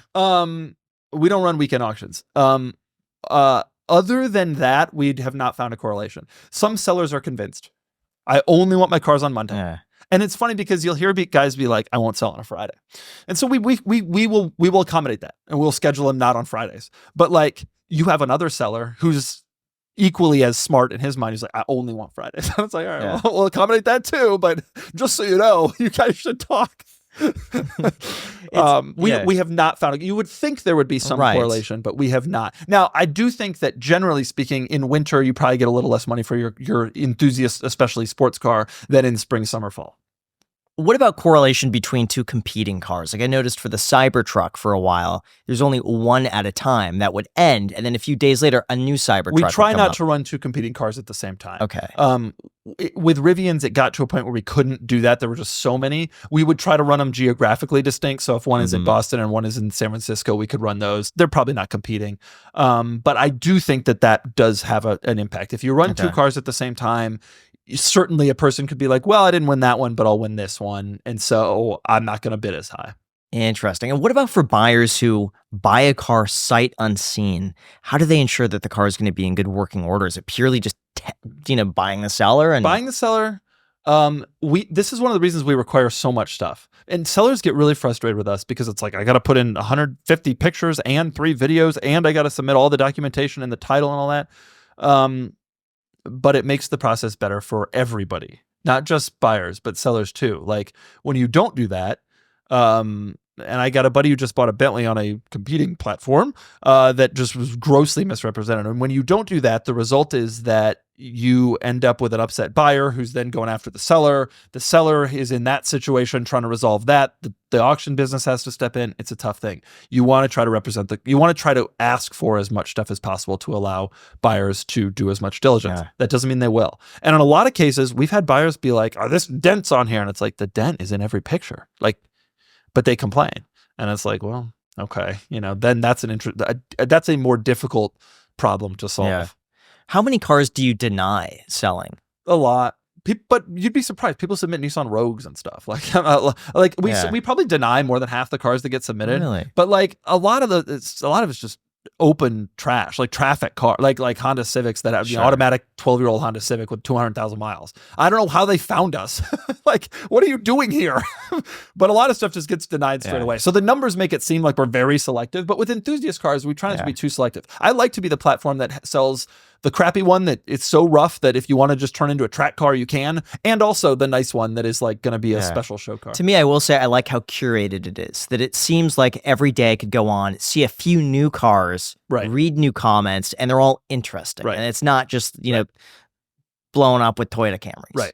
Right. So I like that. It tries to be a platform for when I scroll, especially on the desktop, that's like 3 across or 4 across. I try to make sure, like in every one of those 3 across, like which one of those 3 would I get? Like, there's always something interesting in every row and every column. How much work goes into like organizing the cars, of like having certain makes and models next to each other? Like, is there any? Very little of that, but scheduling is complicated. Okay. Sellers have their own preferences. Like I said, some sellers have essentials, like I'm going out of town XYZ day. It has to end before that. Or I'm not going out of town until XYZ day. Like it can't start until after I get back. Some and then there's, you don't want two cars to run at the same time. And so you have to be cognizant of that. And so there's two identical cars. And so there's actually a lot that goes into the scheduling, but we don't think about it like, let's put a BMW next to a Mercedes, or let's not put two BMWs together. That generally doesn't have that. We do try to balance no reserve and reserve cars. We try to have like no reserve, no reserve to try to break things up a little. So if there's so much demand that you turn down half of the vehicles, why not expand the business from cars and bids to something else where it's like, commuter cars or normal everyday cars that just sell at an auction? We talk about this stuff. I mean, that's an interesting question. You like that it's curated. I mean, I think a lot of people do. I think a lot of enthusiasts like that. However, there's a bigger market out there. Do you do that? Maybe, but do you then alienate the people who came in the first place? Maybe, probably. But that's why it's a separate website. I'm not starting any more businesses, Graham. Maybe you could. Is a regular consumer willing to buy a car that way? An enthusiast will bid in an auction for a car they know they're not going to find another one of. Is a regular person? Maybe. I don't know. These are things we discuss for sure. I mean, there's possibilities there. I've always wondered, since the UI seems so great and the dashboard's great, if you could just license and sell all of that coding and backend as a template to other people that are trying to sell other things like watches, or have some sort of bidding wars on anything. I wonder about that too. It's really well done. It shouldn't be super hard to extract all of that. Just pay some dude some exorbitant amount of money to extract all the coding and everything. Yeah, I wanted to do a cars and bids of watches. We registered watchesandbids.com. Don't go after us. Or don't try. So I briefly looked into this. There's a website called watchcollecting.com. It's located in the UK, and they do that. But the issue with that is they have so few watches. Guaranteeing authenticity of certain watches can be difficult. Their fee is so high, and every watch has such a high reserve that they don't hit like half of the watches on there. Just never hit anything. It's very difficult. I've learned. I didn't know this before. Thank God, because I wouldn't have done it. But it's very difficult to create a two-sided marketplace, to have enough inventory for buyers to be happy and to have enough buyers for sellers to be happy. It is tremendously difficult to put those things together. When you see the marketplaces that have the reserves that are too high, it means they're desperate for sellers. And so they'll let sellers list at any price they can just to have the inventory come in. And you would be shocked how many other car auction websites have come up and died since we launched. And I have this theory that people see me in the t-shirt and shorts and they're like, this guy's an idiot. If he can do it, we can do it. It ain't easy. It is not easy. And everybody finds that out. Like, it is very, very hard to get enough inventory going. It's very hard enough to get enough buyers to make sure the inventory gets to the price level where it should. It is not easy. Bring a Trailer, Cars and Bids. It's pretty impressive that this has happened even, because it's hard. Yeah, I certainly think your audience is perfect for it, and your viewership was was key. Bring a Trailer did it because they took a long time to develop. Oh gosh, years. I did it because I had a built-in audience. Other people who try don't realize how important one of those two things is, and that you really can't do it without one of those two things. And in some cases, even if you have an audience already, it's still tremendously difficult. I've had other YouTubers try to create car auction websites that have not succeeded, and it's hard. Is there anything you would go back and change, knowing what you know now? No, probably not. But it was a lot of work, and maybe we should have just done a podcast. What lessons have you learned from like building up a business like this? That do it when you're young. Okay, that's the biggest. Do it when you're young. That is the number one lesson that I would tell people. I had time and I didn't have as much to lose. And that's big. Like, when you have kids and a mortgage and 3 supercars, it's different. You do it when you're young. And I was rewarded greatly, and I get a lot of time with my kids now. Yeah. How has it changed having kids while also running a business and maybe kind of shifting back towards the family life? You just gotta do it. But I feel bad for the guys who have to grind throughout their kids' lives. Like, I obviously no longer have to grind at the crazy level where I was. It's hard to convince people who are 23 to 33 years old to like buckle down and just like focus on creating a business, starting a business, and like rocking it. It's so hard because those are the ages where you want to party and hang out and have fun. And I didn't do any of that stuff, and I just did a business or two. But I'm so glad that I did, because when you're in the family life situation, it is so nice to be able to hang out with my kids. And I'm so shocked at how much I enjoy family life, and I'm shocked by how much I enjoy being a dad. And I'm cool with the way that it worked out. I'm cool with giving up those 10 years. Have you always been like that, or did you start enjoying it when you actually have a family? Oh no, I definitely thought I was not. The first year even, I was like, I don't know. I'm not sure. Yeah. But once my first son, once he got older and started talking, and like we're like best buds now, and I love it. It's shockingly enjoyable. So the one thing we hear from a lot of people, they say one of their regrets is not having kids sooner. Do you find that to be the case now that you have kids? It was the right time for me. Okay. I wanted to travel a ton. My wife and I traveled a ton. We met really young, so we've been everywhere in the world together, which is cool. And I wanted to do the businesses, and we did, and got it done, and it was a huge thing. And now is like the next season of my life is the season for kids. How do you make sure your kids don't grow up spoiled? I don't know, man. I'm worried. So worried. Just about winging it. I didn't grow up rich. Yeah. And so like I'm actually a little envious of my friends who grew up rich and are well adjusted, which is rare to have both. Because they like know what to do instinctually. They grew up in a household that like raised nice rich kids. Most rich kids aren't nice, good people. And my kids are obviously going to grow up in a different situation than me. And I don't know. I got to figure that out. I'm scared of that. I don't know. I honestly don't know the answer yet. They're still too young to have to really figure it out. Yeah. They don't, when someone comes up to me on the street, for example, they don't know, they just think it's a friend, like, but we're getting there. And so and we're getting to the point where I got to deny them presents and be like, no, you can't have that, even though it's obviously affordable, and teach them that stuff. And so it makes me nervous for sure. It seems I don't know the answer. From some of the guests that we've had on, the ones with the kids that are most well-adjusted seem to be the ones that get thrown into work early on and get to see what it's like to earn money or just be a part of something where they're contributing to it. It seems like that is the differentiating factor. Interesting. Yeah. No, I mean, that's going to be a bit, my kids are going to be working. In the summer we live in Massachusetts and in the summer town, and they're going to be scooping ice cream when they're 14. Damn the child labor laws. $5 an hour plus tip. If they're lucky. Yeah.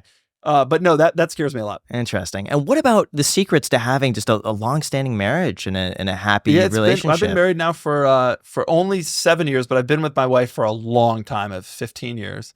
I don't know. We're great together. We're great communication, and we're both positive people. And I can't imagine being with anyone else. So, how did you know she was the one? I don't know. It developed very gradually, actually. Some people are like, I saw her and 3 weeks later we were engaged, and it took me like 6 years. But did you have pressure from like family and like, come on, no, what are you gonna do? It's interesting. When we got together, we lived in the South. I went to Emory and I was in Atlanta, and everybody's like, when are you, like right out of college, people are like, when are you going to propose? And it's like, I don't know, what are you? And then we lived in the North and we never got that question. Like we lived in Philly and people went their whole lives without getting married, but then we eventually did. How did you guys meet? In college.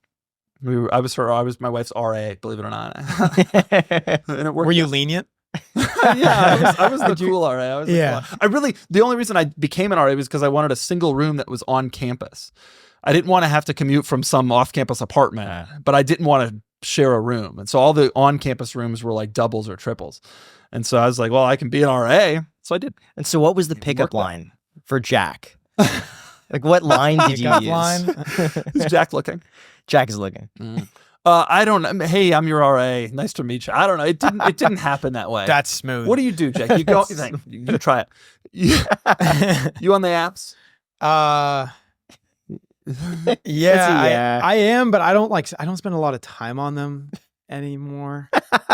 There was a while. How old are you? He was 26. He was paying someone to go through the apps. I was for never you? paying anybody to go through the apps for me, man. He's just making things up. You should have been. 26. So you're on the apps and sometimes, but it's hard to do it all. I don't know. It's just like I'm always at a conflicting spot of like, okay, I can go and I can try to have, girlfriends and stuff like that, or like, casually go on dates and stuff like that. Or I can try to settle down and find a wife. But all of that is pretty exhausting Like Yeah. whatever direction you choose, it's going to be pretty, Right. you know, You're already energy. busy. You got Graham. Yeah, he wears me out. He's like a relationship of his own. It's like I really have to curate this sometimes. But you what are the ladies like in Las Vegas? I mean, I would say that typically not really my cup of tea, generally speaking. I mean, you have some transient people that just like come and go. And then a lot of the people that are born in Vegas and they stay in Vegas, you know, what are you doing? Right. And then the real, You get in, you get out. Like the real, I guess, like the needle in the haystack would be someone that, you know, moved to Vegas for tax purposes. And like, you or know, for and some job reload. for some job relocation, you know, and It isn't in Vegas. I'm going to say some awful things. I'm just not. No, you're right. no. I agree. I actually feel similarly about San Diego, because it's such a party. It's like a play city. There's no industry here, and so you're always like, who are these people who are here? I'm always curious what dating is like because I never did it, and certainly I never had to like be on the apps and everything. So I'm always like, you know, It depends. I mean, like if you're confident in yourself and you feel like you have some sort of marketplace value in the dating scene, then it shouldn't be, but you know, it's still super difficult. hard. It's still exhausting and tiresome to do. It's definitely it's like a muscle. You know what I mean? Like you can't just like not go on a date for 3 years and then go out on a date and it's like an amazing date. You definitely have to like get adjusted to talking to people that you're interested in. At least for me, this has been my experience. I won't say this in a dogmatic way for everybody, Right. but absolutely. Like if I don't talk to anybody for a while, I come back like, and I don't even know how to continue a conversation. It's like I talk for a living, but I can't talk to, you know, right. girls, I It's guess. easy to interview. It would be difficult to like spark attraction from like, Right. you know. So it's a muscle for sure. And some people are just naturally more attuned to being better at that. And some people are naturally not. It's kind of just like biology. Do you ever turn on the apps when you're traveling? I have before in the past. And in fact, I brought this up to Graham because I wanted to do it when we were traveling somewhere. And he's like, no, you got to focus, Jack. And it's crazy. It's crazy because he wants me to have a girlfriend. And then the week later, he's like, no, you just go out and have fun. Like, you know, be young, like go do stupid stuff. As long and then as it's not inconvenient. Yes, and as then long as she's he also will very- say like, oh, you got to focus on the business. It's like he's giving me, you know, very My line in the sand, focus on the business first. yes. Yeah. Which is what I would prefer to do. Right. Yeah. Right. But are you worried that the years are going to go by? I am. Yeah. I mean, I just turned 26. And to be honest, I had a little bit like on my 26th birthday, I'm thinking to myself, like, well, my brother, you know, he met his girlfriend of 10 years, like when he was, I don't know, 18, 19. And then my parents, they met in high school. So now I'm thinking to myself, like 26, like I'm going to croak before I like. But that's normal now. before I People find- in their 20s, that's like normal. I know, but then I also like, I really want kids. And I think back to what a lot of the guests on our podcast say, which is you have kids early as possible because your life is just so much better once you do have kids, or at least when you can communicate with your kids and they're like receptive to you, that you want as much of your life as possible in that range, in that state. Yeah, you want to So- be young. 26, though, you're still pretty young.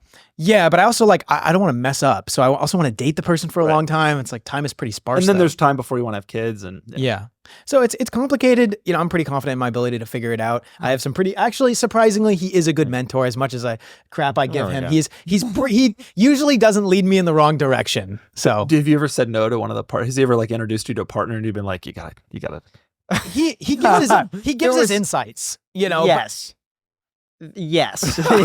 Yes. But sometimes he's That's like, a tough conversation to have. sometimes he's like, oh yeah, you know, Yeah. like this is a. Yes. So I do both extremes. There's one where I was like, dude, what are you thinking? Absolutely perfect. And then there's another like, I don't see it. I'm trying to be polite and but I take no offense. The thing that I absolutely love about Graham, which actually was a big part, and I know this is not like a therapy session, but that a big reason why I guess I had a little bit of resentment towards Graham for a long time is because he is the most straight shooter of a human I've ever met in my entire life. Like he just gives you his version of the truth, no matter whatever the subject is. Like he doesn't sugarcoat things. He doesn't worry about your feelings when he's telling you something. And I was always so confused because I'm like I would show him an edit I made. He's like, I hate it. And I thought that was a reflection of myself, but it was actually just on the work that I did. And I have to create a little bit of a distance there. But now I love it because anything I come to him for, he's just like straight up. And now I know I can be the exact same with him. I like that. I've learned that with the younger folks, you have to do the sugarcoat. Absolutely. Yeah. I've been taught that. I hate it too. Yeah. What is your biggest insecurity? Probably my beard. What do you think? Your beard? I like I it. just started growing it like 3 weeks ago. I like Maybe it. 5 weeks. You like it? Yeah. I noticed it when I saw some content and stuff. Right. I think it's good. If I were to give you just some straight Give me shooting some Graham style. Graham advice, yeah, It's like I would say the way you're shaped, it looks great. It looks good, and I like the beard. However, I would say the way you're shaping it, I would probably shape it a little bit differently. It's a little thin right here. I agree with that. I got to take it up. Yeah, I would take it up. I don't have a lot of things generally that I'm particularly insecure about. I'm very committed to the stuff that I am committed to. And as a result of that, if people make fun of me, I'm like, all right, let's do it. I don't care. The one thing you could do is turn into like a Jeff Bezos, like get absolutely jacked. Yeah, I probably Like, could. I You know, I got to tell you, that's actually one thing that I do think about a lot. I devoted 12, 13 years of my life to businesses. Yeah. And there were some personal things that definitely, and like eating right and getting healthy and stuff definitely fell by the wayside. And that's one of my goals now that maybe I don't have to be as obsessive. Yeah. And I think that happens I've noticed that happens to a lot of people who are I'm always very impressed when people are able to both start, grow, and succeed in a business and also take amazing care of themselves. Yeah. I don't know how they do it. I was devoted to the business. I would stay up late eating cookies, and that was the situation, you know? Yeah. And how are you going to go about doing that? Are you going to get a personal trainer? Are you going to start researching videos? I think I'm going to start by just eating better. Yeah. Like, not a whole pizza for dinner. You know what I mean? I'll start there. That's tough. I mean, that's a pretty lofty goal right That's there. such I don't a know. dad dinner. My Yeah. dad used to do that, just a pizza. Yeah. You know, But- like the microwavable ones Oh, too. yeah. Right. Totally. Take it out of the freezer, put it in the Well, microwave. and Uber Eats has screwed us all. We had to make a no Uber Eats rule in my household because it got out of control. Price wise, or just like no, health-wise, just like you can have whatever you want, and it just Okay. comes to you. You don't even have to go out. It just comes to you. That's dangerous. But yeah, I do think about it. And it's not just that. Like it's not just like my health and my body. There's reading I would love to catch up on. There's like relationships that I could probably do better in, that, that I think you just have to kind of neglect a little if you want to really go hard. But then it's nice to be in a position to not be so neglectful. So when do you know when to scale back from all the work? Because you could, if you want to, continue pressing forward, Yeah. like continue maximizing the I income think side of that's the question. I think that's like the question. And every person has to answer it at some point, more or less. When do you stop? And for Bezos, right? It's like, I'm going to keep going. I got 2 billion. I'm going to get 4 billion, right? And there are guys like that. I don't consider myself one of them. I think that there's a point where you stop and where you look at your family and you say, I'd rather devote time here. Now, I'm not at that point. I still do a lot of work. I'm not as crazy hard grindy as I was. And I think scaling back has made more sense for me, at least in terms of my mental obsessions, than just stopping. But I think that like that's the question. And as I'm sure you're aware, there's formulas you can do. How much money do I spend? How much money, safe withdrawal rate and all that stuff. There's a literal answer to the question. But some people enjoy it. Like I'm astonished by this, but there are people who make 200 million and just, well, I gotta have 300. And it's I think that's a little gross, to be honest, and a little mental disordery, to be totally frank. Yeah. But some people really enjoy working, and I enjoy it too. But I wouldn't, if I was at 200, I wouldn't. I'd be good. Get a couple more cars. If I had 200 million, I wouldn't be doing this right now. I'll tell you that. I would call me and be like, nope. It's not worth your time. Like, yeah. nope. Everyone who would It's call kind of me. like the person who already called you, right? I mean, we have no idea who that was. And you didn't. Builder. It never ends. I'm building something in my house. They're pouring concrete. No, I'm tomorrow. talking about the voicemail. Oh, right. Yeah. What's that about? That guy, I've gotten to the position where I could say no to him. I'm just saying that could be a billionaire who It called. could It be. sounded very. I'm all set. It sounded official to me. What I found, honestly, that's helped me lose a lot of weight, because I'm down 10 pounds of body fat, and a lot of it was just in my belly, and I hated it. Yeah. There was a video that I did. I'll never forget this. It was CNBC came, and they set up a camera, and you just see my belly hang over my belt, and I hated it. Yeah. And that switched something in me. So I switched to a whole food diet. So no processed foods, no sugar and drinks. I got rid of coffee creamer, which is a big one, and meal preps. I just think creating a whole processed foods in general. Yeah. Beyond just trying to look better or feel like, processed foods are kind of sketchy, and but when you're that's another thing. When you don't have a lot of time, there's some stuff you just have to kind of take. you do because that's the situation that you're in, you know, and some of those foods really are not great for you. And we're finding more and more out about that stuff. And that kind of sketches me out. But sometimes that's the easy thing or the cheap thing or the quick thing. Yeah. The other thing too is sauces. So for me, it would be like sauces and cheeses. But so you can't stop cheese. Cheeses aren't super bad. Have you had cheese? You can't stop eating cheese. I prefer no cheese. You can't. Yeah. No, you can't. What do you Or like? You get a pizza cheeseless?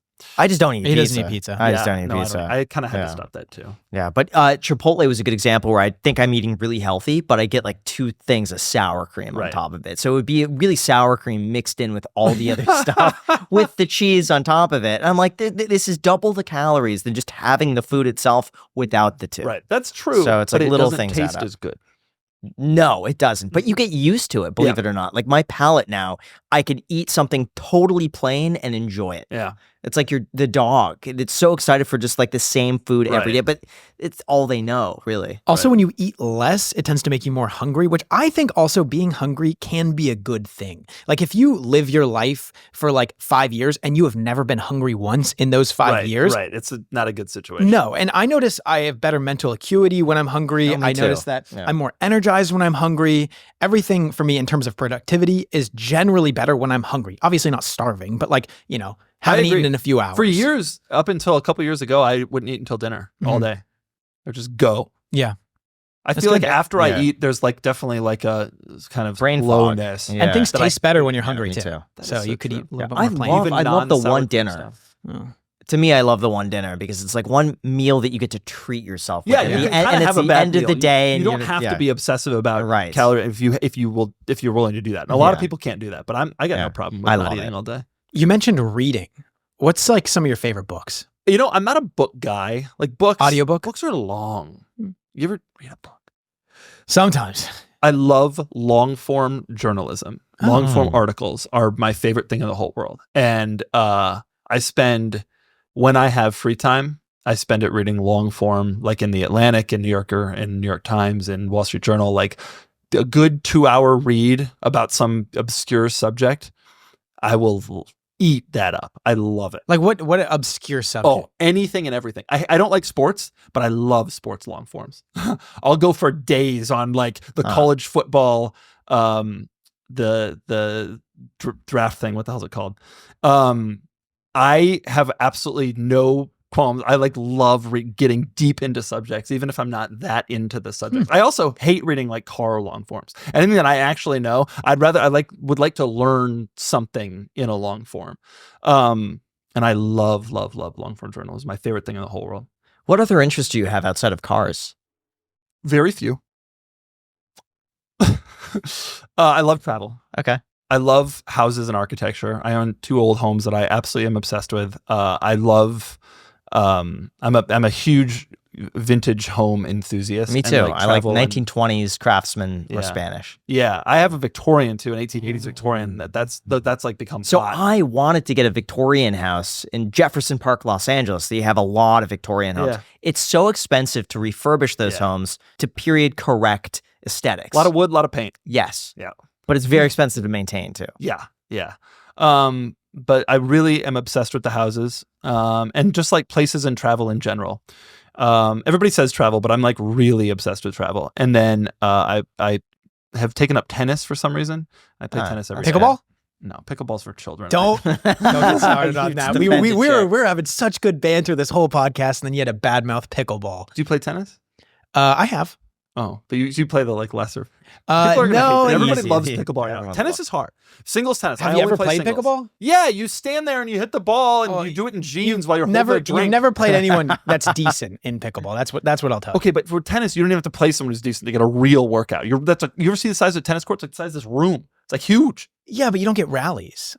I Okay, do. all right, we could go back and forth. If I play someone who's at my skill level or near it, I can rally for a long time and it's fun. And you get really tired. I mean, I finish tennis and I'm like, it's a workout. Play an hour every morning. Pickleball, you play 6-7 hours. You're like, huh.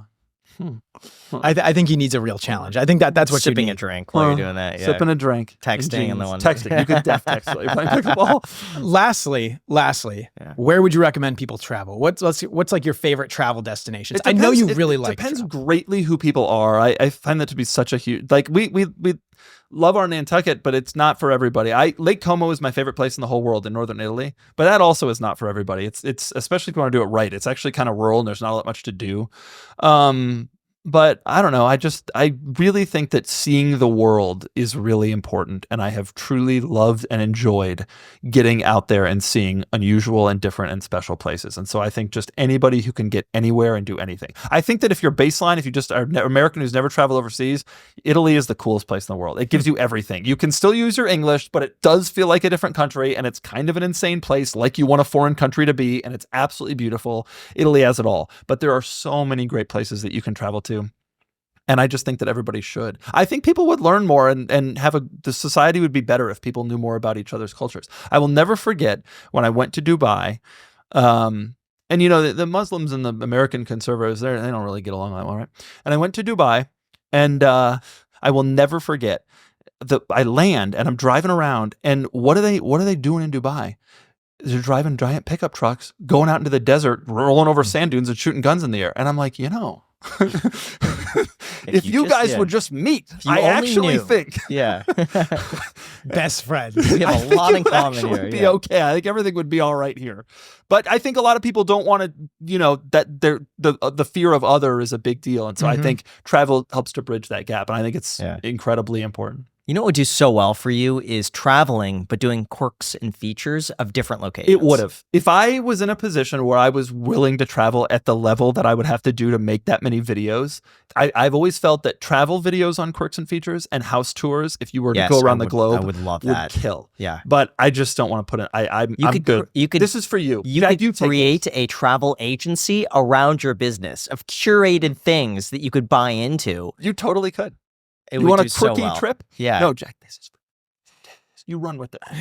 Honestly, we're giving this to you. Doug, if you created packages of like 10 grand or 20 grand or different levels to it, where it's like, hey, 10 grand, we're gonna get your hotels, your meals, your travel guides, pick up to and from the airport. I'm not starting any other businesses. You take this. I'm giving you take it. It's a great idea. I'm not doing it. Think of all the customers. I'm out. Okay. You could make more money though. I'm out. I got a career GT. I'm out. But you could get an F40. I know. I do want an F40, but I don't want it bad enough to have to do the kind of work that is required. That's the thing. You could take your family with you and create a family vlog. This is for you. You do this. You do this. You are you have a great audience of people who have money. You can do this today. I'll pass. Don't you? I think that you want to do it. But you do it. No, you do it. Jack should do it. I'm out. I'm never doing anything else ever again. I read my kids' bedtime stories. That's my business. We do 2 or 3 books depending on how good they were that day. It's a great title. Doug Demuro on quitting. There we go. Cool. I want our investors to believe I'm quitting. And with that said, you guys, thank you so much for tuning into the podcast. It really means a lot. Thank you for letting us come over here, use the studio. I mean, this is all of your equipment. We got to travel light, which is so nice. I'm sure. So nice. Thank you for coming. It was great to have you here. And if you want to sell your enthusiast car, check out Cars and Bids. Cars and Bids. Not sponsored. No. But it's a great cool. website. Yeah. It's a cool website. Graham checks it all the time. I can attest to that. Honestly, daily. Daily, I check. Go ahead, give the pitch. Go ahead. Yeah, I check the website daily. No joke. And I like to see all the cool cars that come up there, and I read the comments. When are you going to buy something? When are you going to sell something? Yeah. You sell Teslas. I was thinking. No, honestly, I was thinking about selling my Tesla Model 3, but I'm looking at the prices and I'm thinking, for me to get a new one, I don't need a new one. Right. I just want more range. That's it. So I got the standard range, 2019. And ideally, I would love to have enough range to drive to Los Angeles without charging. That's it. That's all I want, but I don't need it. And I don't really drive to LA. It's maybe a few times a year. So do I want to spend 20 grand more for a few times a year? No, probably not. So that's the way That's the financial advice. The car enthusiast who's running the car auction website. Yeah. Not only do you want that, you want to get a better. The one car. Get a Model X. No, honestly, the one car I'd really want is the Plaid. Yeah. It's like a 2021 Plaid Yeah. for like under 50 with like, mid-range there. miles. Yeah. They're getting there. That's you want to it. just flex on people at stoplights. I feel it. That's all I want. With the good range, with the 400 mile or the long range Model S. Which is 400 also mile really range. fast. Yeah. Or a Lucid Air. Charging.